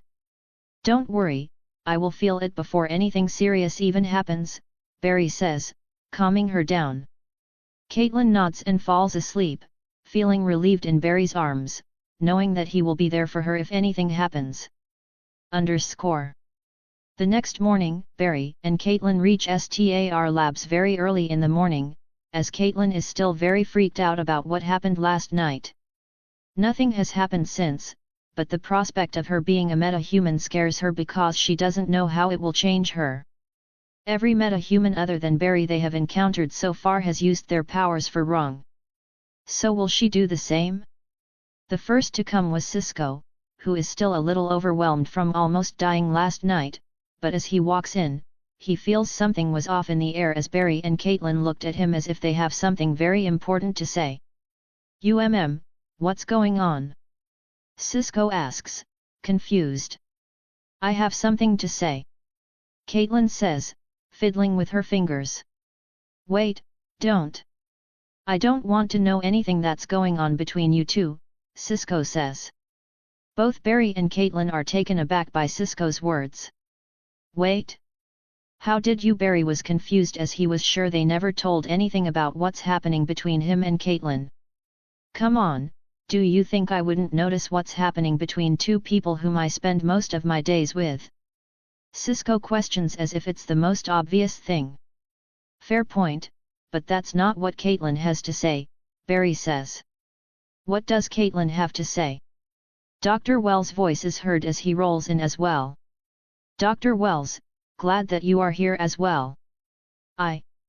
Something happened with me last night. Caitlin says nervously. Dr. Wells and Cisco wait patiently. Seeing Caitlin nervous, they let her take her time. Barry also keeps his mouth shut, letting Caitlin say her truth. I think I am a meta-human, Caitlin says. Chapter 101, Running Some Tests. I think I am a meta-human. As Caitlin's words come out of her mouth, and the team gets to process it, they are left stunned. What? Cisco asks, unable to process it the first time. Cisco. I think I am a meta-human, Caitlin says again. You think or you are? Cisco asks. His voice filled with disbelief. I am, Caitlin says. She is sure of it. She can feel it, a coldness inside her that wants to come out. But it's not just that. For some reason, it feels alive. Interesting. It looks like you, too, were affected on the night of the particle accelerator explosion, but the metagenes must have stayed dormant until recently. Did something drastic change with your lifestyle that could have such an effect? Dr. Wells asks. To which Caitlin unintentionally looks at Barry, as Barry is the only drastic change that happened. Before, most of her time was spent working at STAR Labs and then going back home to watch TV shows alone. It's only recently that her life has finally found some color from the spicy relationship that she developed with Barry. Ah, yes, that could be one explanation. Your recent closeness with Mr. Allen might have something to do with it. Cisco, let's run some tests, Dr. Wells says. Barry and Caitlin look at each other, surprised as they realize that even Dr. Wells seems to know about their relationship. But to not make it more awkward, they decided to keep their mouth shut. Barry was also not happy with this revelation. They had tried their best to keep it to themselves, but it looks like they didn't do a good job. It's especially of concern to Barry because Wells knows about this closeness to Caitlin, and he might use it against him later. Come with me, Cisco says to Caitlin and takes her to the biolab to draw some of her blood and start running some tests. Barry watches her leave while he wonders what else has changed and what is going to change because of the current development. Luckily, he is not powerless in the face of such uncertainty. Mr. Allen, Dr. Wells calls him. Barry snaps out of his thoughts and looks at Dr. Wells. Yes, he says. Something on your mind? Dr. Wells asks. I was just thinking about the man in yellow, Barry says. We will catch him, Mr. Allen, and bring justice to your mother and release your father from prison, Dr. Wells says. Lying through his teeth. Barry looks at Dr. Wells and thinks how good this man is at lying. If Barry didn't know who this man really was, he would have definitely fallen for the act. I just don't understand why. Who is he? What does he want? Why did he kill my mother? Barry, too, continues with his act, wondering if Wells will slip. You have proven that you are as fast as he is. The next time you confront him, I promise it won't be as same as last time. You will know why he did everything he did, Dr. Wells says to Barry. Barry stares at him for a few seconds before nodding his head. Barry understood the hidden meaning behind his words, but Dr. Wells also doesn't know that no matter what he plans, he will always be slower than Barry, and it will always even in Barry's victory. I should check on Caitlin, Barry says, and leaves as Wells watches. I promise you, Flash, the next time we run against each other, I will break you, Wells thinks and clenches his fist as he recalls the humiliating loss he suffered at Barry's hand. Barry enters the bio section of the lab and sees Caitlin sitting on a bed as Cisco takes her blood and leaves to run some tests. Caitlin smiles at Barry, seeing him walk up to her. Well, it looks like everyone knows, Barry says. Yay, do you think we were not careful enough? Caitlin asks. I don't know, but something good did come out of this, Barry says. What? Caitlin asks. I don't have to wait for the room to get empty to kiss you anymore, Barry says, smiling, leans forward and kisses her. Caitlin kisses him back. Their lips part, and their tongues touch. Their irresistible desire towards each other starts acting up again as they have a very hard time keeping their hands off each other when they are alone. Too bad they had to break their kiss as Cisco walks in and sees them kissing. Please refrain from doing that here, he says. His voice filled with awkwardness. Barry pulls away, rubbing the back of his head while smiling awkwardly, while Caitlin blushes. Cisco takes some more samples from Caitlin, her hair, saliva, and even a urine test to make sure they don't miss anything. Once the results are in, the team groups up in the cortex and looks at the results. This is incredible, Dr. Wells says as he sees the results of the tests. Chapter 102, Caitlin's Worries. The team gathers around to look at Caitlin's blood test results, fascinated by what they see. This is amazing. Your cells seem to have somehow gained the ability to manipulate the laws of thermodynamics. Your cells likely produce a unique form of energy that draws heat from the environment, reversing the usual thermodynamic flow. Your cells also seem to be producing quantum-level cold fusion reactions that convert environmental thermal energy into biochemical energy or simply disperse it, Dr. Wells says. Not only that, your powers can rapidly decelerate molecular motion, as heat is essentially the kinetic energy of particles, meaning you actually have the power to slow down or completely drain a speedster's power, Cisco says. Great observation, Cisco. Caitlin's newfound powers might be the exact thing that can help us bring down the man in yellow, Dr. Wells says. Barry has kept his mouth shut till now, but as he listens to Dr. Wells' explanation, he begins to wonder why Dr. Wells would go out of his way to create more problems for himself. Ho ho, your powers are incredible. Not only can you do all that, you can create cold plasma and shoot at people, you are now also completely immune to cold stress, so you will no longer get hypothermia or frostbite. You can chug down an entire cup of the coldest iced coffee and feel nothing, Cisco says. His excitement is through the roof. While Cisco seems all excited, and Dr. Wells is scheming something, Barry notices Caitlin doesn't seem that excited about this. Dr. Wells, you said that Caitlin suddenly gaining her power might be because of our recent relationship? What do you mean by that? Barry asks.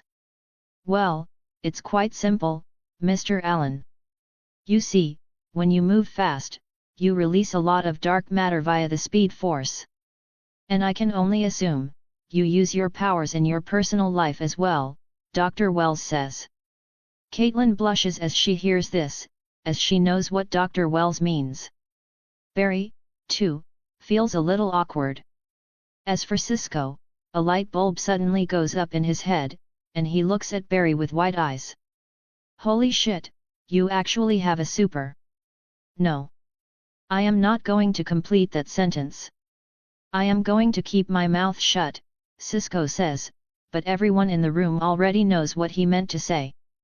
So yes, your closeness to Dr. Snow exposed her to a large amount of dark matter, which seems to have triggered the dormant meta-human genes in her to wake up, leading to her gaining cryogenic powers, Dr. Wells finishes his explanation. Back to the topic at hand.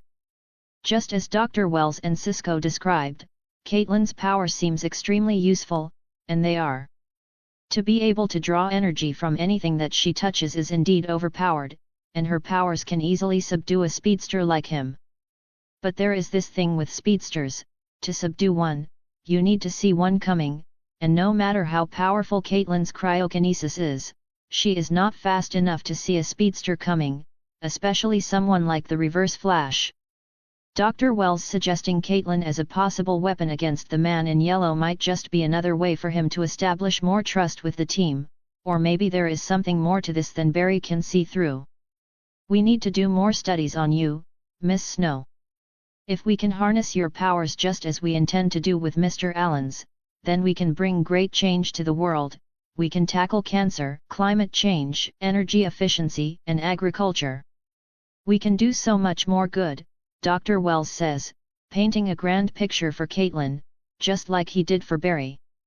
Barry feels a sense of déjà vu hearing Dr. Wells say the same things he said to him say to Caitlin. But hearing Dr. Wells, Caitlin seems to get even more nervous. Why don't we let Caitlin rest for a while? Give her some space so that she can process everything that's happening, Barry says. Caitlin looks at him, thankful, while Dr. Wells and Cisco decide to give Caitlin some space as she thinks this through. Barry approaches Caitlin and puts his hand on her shoulder. You don't seem that excited about your newfound powers, Barry says. I don't know what to feel. This happened all of a sudden. I don't know if I even want powers. When it happened. When the powers burst out of me, it felt so cold, so inhuman, so unlike me. We spend all our time catching meta-humans who use their powers for evil. What if I turn out to be the same? Caitlin says. Why would you even think that? Look at me, I have powers, I try to be good, Barry says. It's different, Barry. You are like the most wonderful person I have ever met in my life. You are kind, you are passionate, and you always put others before yourself. I am not, Caitlin says. You are grossly exaggerating me. Look, I can be selfless because I can afford to be selfless. My powers, they almost make me invincible, and that allows he to look beyond myself and help those who need my assistance. But if there comes a time when I have to choose between being selfless and selfish, I might choose to be selfish. We are humans, and we can choose to do what we want. And I know you are a good person, you are kind, you are empathetic, you are passionate, and I don't think you can ever be bad, even if you wanted to. And it's not like you have to be just like me. You can still be the smart, sexy, beautiful doctor that I know, who will guide me while I go out there to save people. Barry says. His words soothed Caitlin and erased her worries. She feels much better knowing that if something bad does happen, she will have Barry to lean on. Thank you, Caitlin says, smiling beautifully. Well, I would rather have a kiss than a thank you, Barry says, smiling cheekily. Caitlin bites her lips and leans in and kisses him. Barry wraps his hand around her, pulls her in and kisses her back as they lose themselves to passion, and all the worries that Caitlin still had disappear under Barry's electric touch. Chapter 103, Overcharged. While Caitlin's newfound powers were quite a surprise for the team, their main goal is still catching the man in yellow. As for Barry, he is back in CCPD. Just because the team is setting up a big trap to capture the man in yellow doesn't mean it allows Barry to skip work. He still needs to clock in and get his work done. Luckily, everything's easy with super speed. After finishing the last file on his table, he meets up with Joe and informs him about Caitlin's recent power discovery. So Caitlin's now a meta-human and she can make ice? Joe asks, his voice filled with all kinds of emotions, surprise, skepticism, concern, caution, and many more. Not just make ice, she can control the temperature of any living thing or object. She can siphon energy from anything and turn it into ice, Barry says. Do you think she will pose any danger? Joe asks. You know Caitlin, she won't, Barry says. Well, almost all meta-humans except you have been a pain in the ass, and hell-bent on using it for personal gain. Not everyone's like you, Barry, so it's a very legit concern, Joe says. I understand, but I know Caitlin. She can control herself. And if things do go south, I will stop her, Barry says. He is not an idiot. He knows the possibility of Caitlin going rogue is very high. Every iteration of Caitlin that was shown on the TV show turned into Killer Frost, but he also believes she can control her powers with proper training and emotional support. The reason Caitlin became cold was that her emotions were all over the place, and she panicked. She decided to take help from the wrong person, but this time, she has Barry to lean on. He will not lead her astray. What about the tachyon device? Did Dr. McGee agree to give the tachyon device? Barry asks. No, but Dr. Wells managed to force her into handing it over, Joe says. How? Barry asks. He threatened to expose some of the things her lab is working on to the public, Joe says. Barry nods. In the TV show, it was the emotionally charged Barry who threatened McGee into handing over the device, but since Barry didn't do it here, Dr. Wells took it upon himself to acquire it. Barry's not surprised. Dr. Wells would go to any lengths to achieve his goal. Where is it? Barry asks. Dr. Wells took it with him to STAR Labs. The plan is set in motion, Joe says. Then we should head back as well, Barry suggests. Yes, let me finish up here. I will meet you at STAR Labs, Joe says. Okay, I will leave first, Barry says and exits CCPD. Once he is out and away from people, he enters flash time and zooms back to STAR Labs, where the team is waiting for him. Barry enters the cortex of the lab and sees the team standing around a weird-looking device. Is that the device? Barry asks as he walks towards it. Seeing his arrival, Caitlin moves to the side to let Barry into the circle. Yes, an amazing marvel of engineering and science. I must say, I have to give it to Dr. McGee and her team for developing it, Dr. Wells says, looking at the tachyon device with a strange look which no one seems to notice. This thing is sick. The energy readings coming from it are bonkers. If this thing is further developed, it can energize an entire city for years, Cisco says. Barry, too, is fascinated by looking at it. He might not be as much of a science geek as the previous Barry, but he does have the same mind, so he finds this thing very interesting. Unable to hold back his curiosity, Barry brings his hand forward to examine it, but before he could even touch it, a spark flies out of his finger and touches the tachyon device, causing it to light up with a humming sound and expand. Whoa! What did you do? Cisco asks. I did nothing. Barry says, a little panicked. Mr. Allen, please step back a little, Dr. Wells says. Barry listens to him and steps back, the device immediately stops glowing. Cisco, what's its current energy output? Dr. Wells asks as he notices something. Cisco immediately grabs his tablet to check on it and is shocked by the readings he is looking at. Holy shit! Its energy output has tripled. Cisco says. Fascinating. It seems like the device has managed to harness more tachyon particles after coming in contact with the speed force inside Mr. Allen's body. Dr. Wells says. His tone was a little more enthusiastic than usual. Isn't this bad? We are now handing over an overcharged tachyon device to a psychopathic speedster, Cisco says. The horror of almost getting killed, still fresh in his mind. Indeed, if this speedster gets his hand on this device now, his speed might increase a lot. But that's not the plan, is it? We are using it to lure him into a trap. When he is trapped, no matter how fast he becomes, he will stay in, Dr. Wells says. A clear lie. Mr. Allen, I think you should stay away from the device. It's clearly very reactive to your presence since your connection to the speed force is very potent. We don't want to blow it up before using it, do we? Dr. Wells says, smiling. Barry looks at him and nods. He didn't expect him just trying to touch the device would overcharge it. But he isn't surprised. With so many tachyons flowing inside his body, a device that's made to harness them would indeed react. Unknowingly, he just made the reverse flash even faster.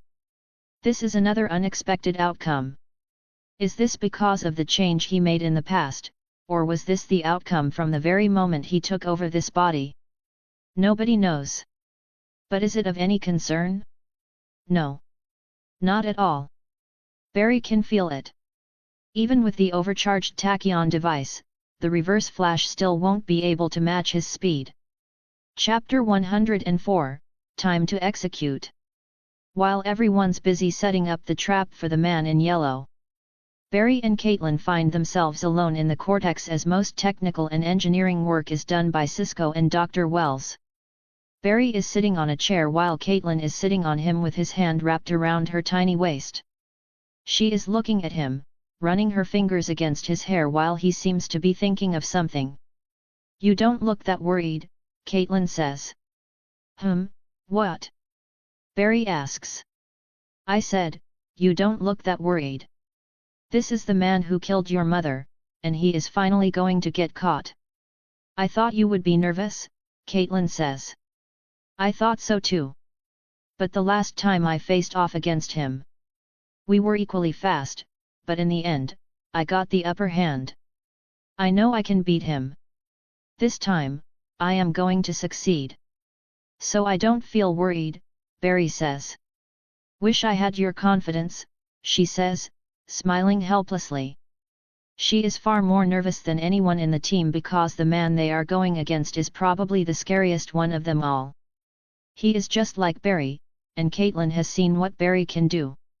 So, a man with similar powers to Barry, who is an evil psychopathic killer, is a scary thought. Don't worry, I will protect you. Plus, you now have superpower as well. So we make quite a power duo, don't you think? Barry asks, smiling. That we do. Talking about superpowers. I was thinking, maybe I should be down there, help you guys capture this man. With how my power works, I think I can drain him of his speed. Caitlin says. No, Barry says. But Caitlin tries to say something, but Barry cuts her off again. I know you want to help, but you just unlocked your powers. You have no idea how to control it, and how it will affect you physically when you are under stress. Just like me, you will have to go through some testing as well. By using your powers now, not only will you put yourself in danger, you might put others in danger as well, Barry explains. Caitlin realizes that Barry is right, but she still feels a little disappointed knowing that she can't be of any help to Barry right now. Well, there is another way you can help me, Barry says. And how's that? Caitlin asks. By improving my mood, Barry says, smiling, and pulls her in for a kiss. Caitlin smiles and kisses him back. Their lips lock, and their tongues swirl against each other, ending in a deep, sloppy, wet kiss. Caitlin adjusts herself and switches from sitting sideways to face Barry straight, pressing her crotch against Barry and grinding on top of him. A few minutes of making out go by, and Cisco once again walks in on them. Oh! My God! Can you two please stop doing that here? It gets more awkward every time I walk in and see you both with your tongues down each other's mouths, Cisco says. Barry and Caitlin laugh before pulling away from the kiss. You should get used to it, now that this is out in the open, Caitlin says. Now much more okay being intimate with Barry. Well, you two should stop now because the trap is set, and the bait is in place, Cisco says. Hearing this, Caitlin gets off of Barry before he stands up as well. Dr. Wells and Joe walk in after a few minutes. So, everything's ready? Joe asks. Yes, we are ready to go. Now we only need to lure the man in yellow in. Cisco says. That's good, but what if the trap doesn't work? Barry asks, already knowing what Dr. Wells has planned, but he wants to see if there is any twist. How will Dr. Wells get Barry out of here? Barry has been too calm in this situation, everyone can see he's in control of his emotions, so Dr. Wells cannot use the same excuse as the one he used in the TV show to get Barry out of here. It will work, don't worry, Dr. Wells says. Barry locks eyes with him and nods. So let's go over the plan again, Joe says. We will lure him in by sending a tachyon pulse throughout the city. Once he feels it, he will come running right to us. Once he is in, the trap will automatically become active, trapping him in. I, Detective Joe, and CCPD's Meta-Human Task Force, will confront the man in yellow, try to get a confession out of him, while Cisco and Caitlin stay up here and keep an eye on us. Barry shouldn't be present at the scene, as the man in yellow might not come if he sees you, thinking it's a trap. You should stay hidden while keeping an eye on the situation. If anything goes wrong, Barry can run in and confront him. Dr. Wells lays out a near-perfect plan, which surprises Barry. He thought Dr. Wells would use some excuse to keep Barry away, but he is not. He is letting Barry stay and keep a watch. Something's not right, and Barry can feel it. That sounds good. Once Eddie brings in the task force, we should execute the plan, Joe says. Eddie? Barry asks, surprised. Yay, he forced himself into it. I couldn't say no, or he would have taken the matters up to Captain Singh, Joe says. Barry nods his head. Chapter 105, Running Around. It's time. With the arrival of Eddie and his task force, the team is ready. Everyone's in the cortex, looking at the trap.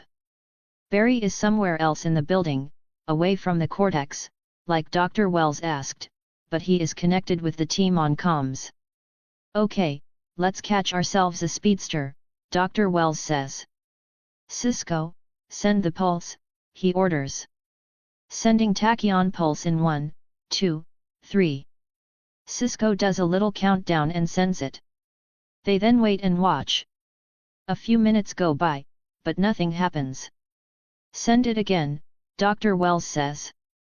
Okay, sending another pulse, 1, 2, 3. Cisco sends another pulse, and after another few minutes, there is still no result. Again, Dr. Wells says. Sending out another pulse, Cisco says and sends another one. Is this trap even going to work? Eddie asks, getting frustrated. I've sent up at least 3 charges into open satellite. If anyone's looking for tachyonic particles, they'll know we got them, Cisco says, and the team goes back to watching the screens when suddenly there is a flash of red lightning, and a man wearing a full-body yellow suit seems to be trapped within the energy barrier. They all watch with wide eyes, seeing the man in yellow try to break free from the trap. Let's see what we caught, Dr. Wells says. Barry, who is away from the cortex, also sees the man in the yellow suit trapped inside on his phone, which is connected to the STAR Labs server. He, of course, doesn't see anything wrong with it because phone screens are not fast enough to show real-time footage. Screens refresh every time to change the image they are displaying, and they are not fast enough to actually show what's happening in real time, or Barry would have immediately seen the facade that Dr. Wells is pulling against the team. Barry smirks, already knowing what all this is about, but he plays along with Dr. Wells. Barry admits that acting oblivious, even though he knows everything, is a little fun. With how fast he is, all these schemes from Dr. Wells are completely useless. Overwhelming strength really does foil all schemes. But now Barry wonders what Dr. Wells is planning? Just because he is somewhere else within the STAR Labs doesn't mean he can't just run down there and foil everything Dr. Wells has set up. He must have planned something else. And just like he expected, the emergency bells start going off, and in the comms, Barry hears Caitlin's voice. Explosions heard in the city center plaza. Multiple injuries have already been reported, Caitlin says. Flash, you need to go and save those people. We can handle it here. The man in yellow is already trapped. He is not going anywhere, Dr. Wells says. Barry finally figures it out. If Dr. Wells can't keep Barry away from the lab, he will force him by causing chaos somewhere else, and since Barry is a champion of good, he cannot ignore the people in need. I am on my way, Barry says and leaves. Back at the cortex, Dr. Wells has a sly smile that no one notices as he starts rolling out, while Joe, Eddie, and the task force follow him down to talk to the man in yellow, well, to be accurate, a pre-recorded hologram of the man in yellow. Barry arrives at the city center plaza and sees people running scared out of their minds. Barry can see the look of fear in their eyes. He looks around, trying to find a culprit, when suddenly an explosion starts to go off. Of course, Barry enters flash time before the explosion reaches its utmost limit. Barry sees a mother and her child about to be vaporized by the fireball. Barry immediately runs towards them, grabs them, and relocates them, but he doesn't stop here. He starts moving fast, relocating every person he sees to the cusp of danger, and while doing so, he sees the person responsible for all this. A red-haired woman. She is grabbing small pellets before throwing them at civilians. Barry recognizes this woman. It's that meta-human who can turn anything into an explosive by just touching it with her hand, the one who didn't show up when he was expecting her to. But in the show, this one was supposed to be one of the good ones, so why is she committing acts of terrorism? Barry wonders. Barry decides to put an end to this instantly. He runs to her, grabs her face, and moves it a little, and stops it without applying any speed force on her.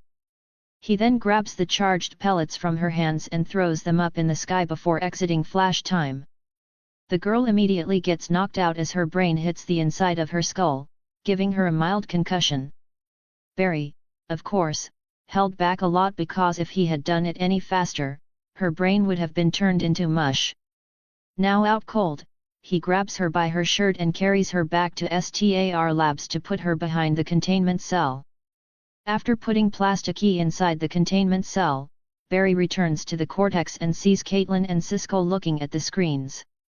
Barry stops, alerting them. He joins them to watch as the man in yellow and Dr. Wells seem to be having a conversation, when suddenly, another alarm goes off. What is it this time?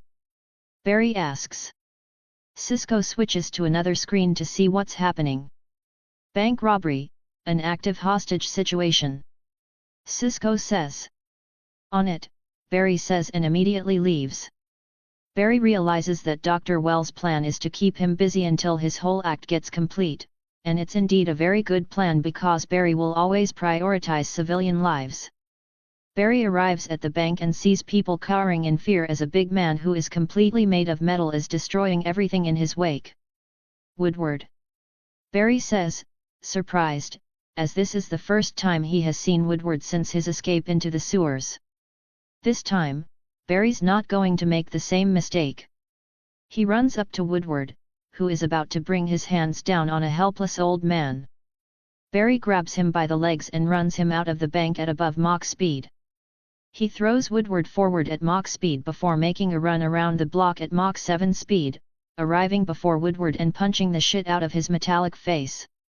The force of the punch immediately knocks out Woodward, and his metal skin goes back to normal.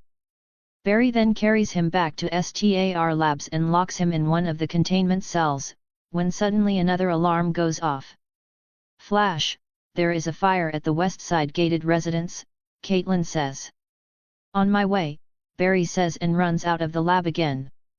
Looks like Wells is going to make me run a lot, Barry thinks as he makes his way towards the gated community. Chapter 106, Boost in Speed. Barry arrives at the gated community and is shocked by the size of the fire. Multiple buildings are on fire, and hundreds of people seem to be trapped inside. Barry doesn't hesitate for a second before running in. Within seconds, he relocates everyone out of the building. Some people were already engulfed in flames, but Barry was fast enough to evacuate them before the fire could cause any serious damage, leaving only first-degree burns at worst. Once everyone has been relocated, Barry goes back in and spins his arms extremely fast to suck the air out of the building and completely stop the fire. He does this multiple times as multiple buildings were burning.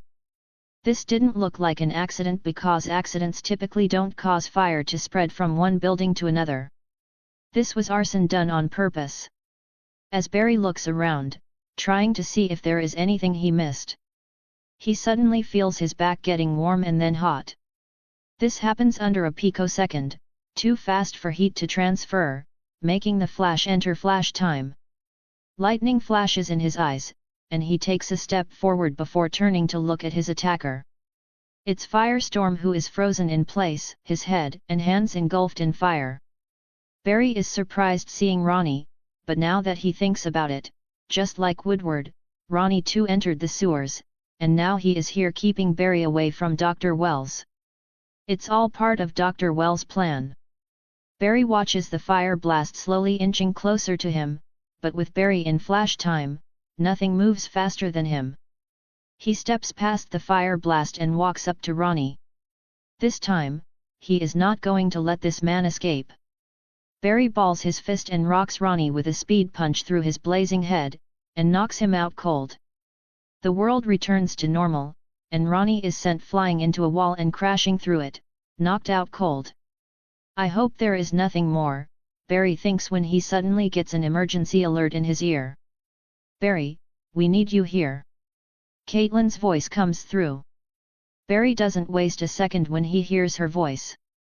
He grabs Ronnie, who is still out cold, and runs him back to STAR Labs, places him inside one of the confinement cells, and runs down to immediately confront the Reverse Flash. As soon as Barry enters the trap room, he sees Dr. Wells trapped inside the energy barrier, while the Reverse Flash is about to drive his vibrating hand into Joe's chest. Barry immediately runs up to him and tackles Reverse Flash away. Reverse Flash is sent flying up using his super speed. He makes a turn mid-air and manages to make contact with the wall with his feet and makes a run for it. Barry chases him outside the lab running a little faster than last time. Barry grabs Reverse Flash's shoulder. In response, Reverse Flash stops, turns around, and throws a punch at Barry, trying to catch him off guard, but Barry sees it coming. Barry moves his head to the side, dodging the punch, and throws his own, driving a speed punch into Reverse Flash's guts, hurting him, but Reverse Flash is tough, he is not going down so easily. With the tachyon device already attached to his chest, he activates it. The device immediately bombards the Reverse Flash with an overwhelming amount of tachyon particles, making the cells in his body start vibrating in overdrive. Now juiced up by the overcharged device, Reverse Flash is much faster. He throws a punch at Barry. But Barry sees it coming and dodges it. Now it's Barry's turn, but with his increased speed, Reverse Flash dodges Barry's punch and uses both his hands to push Barry away. And at this speed, Barry's body shoots back at incredible speed, almost reaching Mach speed as he crashes into the wall. Of course, Barry let Reverse Flash touch him. Barry, who can move faster than light, saw his hands coming from a mile away, but Barry wants Reverse Flash to get away because of what happened today. Barry caught 3 meta-humans today, and none of them seem to be in the right state of mind. His team needs Dr. Wells to rely on to figure out what's going on. As Reverse Flash makes a run for it, Barry gives chase again. They run through the city, but Barry makes sure that Reverse Flash keeps gaining distance over him until it seems like Barry can no longer keep up. Barry stops and watches Reverse Flash disappear. Seeing that he left the Flash behind in his dust, Reverse Flash laughs maniacally before running back to STAR Labs. He enters the time chamber, puts his suit and the tachyon device away, and goes back to the trap room and takes over for his hologram so that nothing seems suspicious. Barry returns, running into the trap room and sees Joe, Eddie, and the members of the task force slowly getting back to their feet. The Reverse Flash didn't hurt them too much. Barry then runs up to Dr. Wells. "Dr. Wells, are you okay?" Barry asks, showing fake concern. "I am okay, Flash, just a little bruised," Dr. Wells says. Joe runs up to them to check on Dr. Wells. "What about the man in yellow?" Joe asks, looking at Barry. "He got away," Barry says. "I am sorry." "Be Flash," Joe says. Not wanting to name Barry, as Eddie's still in the room. Barry doesn't say anything. Chapter 107, Being Controlled. Barry is visiting Iron Heights to talk to his father, which now feels a little weird to Barry. Before, when his memories were still centered around the original Barry, he felt what the old Barry felt, but after he got his old memories, his old personality started taking over. His morals didn't change, but his feelings and personality did. His old personality was much more dominant and influential, so it wasn't hard for it to influence Barry's not-so-old personality. Does he still feel something for his old man, who is locked behind bars? Yes, and he will ensure that he is a free man, but now Barry's life no longer revolves solely around freeing the old man. He has new friends who are great to be around. Henry smiles, seeing his son looking more confident and healthy than ever. "Look at you, champ, looking better than ever. It must be that Caitlin girl you told me about. So how is it going with her?" Henry asks, speaking into the phone on his side. "Well, I like her a lot, but it's not serious," Barry says. Henry nods his head. "I understand, and I think it's good that you are taking it slow. You just recently started living for yourself. You don't want to rush into something that you are not prepared for," he says. "I actually have something else to say as well," Barry says, getting a little serious. "What is it?" Henry asks. "The man who killed Mom. The man in yellow, we found him, we almost caught him, but he got away," Barry says. Hearing Barry mention this man in yellow made Henry feel things he thought he had left behind: anger, sadness, disappointment, resentment, and so much more. "Are you still chasing after him?" Look, Barry, I don't want you to put yourself in danger for this old man. You now have your life together. Don't throw it away, obsessing over this, Henry says. Don't worry, Dad, I know what I am doing. Next time, he won't get away. I promise that I will get you out of here, Barry says. Henry doesn't say anything, seeing Barry look so determined. He knows he cannot change his son's mind. Barry returns to STAR Labs and sees the team not doing well. Cisco is frustrated, wondering what went wrong with the trap he designed. He did everything according to calculation, so how did the reverse flash manage to bypass it? This question has been haunting Cisco ever since he saw his trap fail. But with Barry here now, the team has to put this matter aside and deal with the problem they have right now. So, the 3 metas I caught last night, any update? Barry asks, looking at Caitlin. Yes, look at this, Caitlin says and pulls out 2 brain scan images for Barry to look at. Whoa, the primary motor cortex and Broca's areas are lit up like a Christmas tree, Barry says, looking at the 2 brain scans. But aren't they the same? Barry questions, looking back at Caitlin. It looks like it, but it's not. These 2 brain scans are from our 2 captive metas, Caitlin says. One belonging to your high school bully, and the other, Bet-San Susi, an EOD specialist for the army, Cisco says. That explains her powers. She can blow up things, Barry says. But why are their brain scans similar? Barry asks. I think, they are being mind-controlled. Caitlin suggests.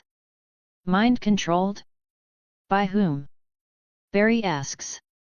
At first, I had no idea, but then I decided to cross-examine them with some of our previous data, and I found a match, Caitlin says and pulls out another brain scan that looks very similar to the ones from before. That doesn't look like a human brain, but its primary motor cortex and Broca's are also lit up in the same areas, Barry observes. You are right. It's not a human brain. It belongs to Grodd. Caitlin says and pulls out a video of a gorilla. Barry looks at the gorilla and then at Caitlin and Cisco. You are saying that there is a metagorilla that is out there that can control minds? Barry asks, even though he already knows the answer. How is that even possible? Barry asks. 5 years ago, Dr. Wells was working on a project with an army general named Eiling, Cisco says. Eiling? Barry questions. General Wade Eiling, Dr. Wells rolls in, giving Eiling's full name. About 10 years ago, General Wade Eiling contracted STAR Labs to develop enhanced gene therapies for soldiers. I was interested in the potential medical benefits for civilians. What he wanted was to develop mind-reading capabilities for interrogation purposes. 5 years later, I found out about Grodd and the experiments he did on Grodd, so I stopped the experiments. We didn't split on good terms, Dr. Wells gives a brief explanation. Grodd. I remember seeing a cage with the name Grodd. Barry says. After I discovered what Eiling was doing to Grodd, we took the responsibility of taking care of it as it was no longer fit to live its life in the wild or with others of its same species, Dr. Wells says. After the particle accelerator exploded, I went down to check on him, but his cage was empty, Caitlin adds. So during the explosion, the dark matter affected Grodd as well, turning him into a metagorilla, Barry says. Right, when the dark matter hit Grodd, all the drugs and serums that Eiling injected him with could have activated, creating a metagorilla. This is really cool, Cisco says excitedly as the aspect of a metagorilla existing helps him take his mind off his failed trap. Okay, so a metagorilla is controlling 2 of the meta-humans I caught. What about this Ronnie guy? Is he being controlled, too? Barry asks. No, he is just an asshole, Caitlin says, clearly very pissed. But I did find something interesting, she says and pulls out another brain skin belonging to Ronnie. New chapter is coming soon. Write a review.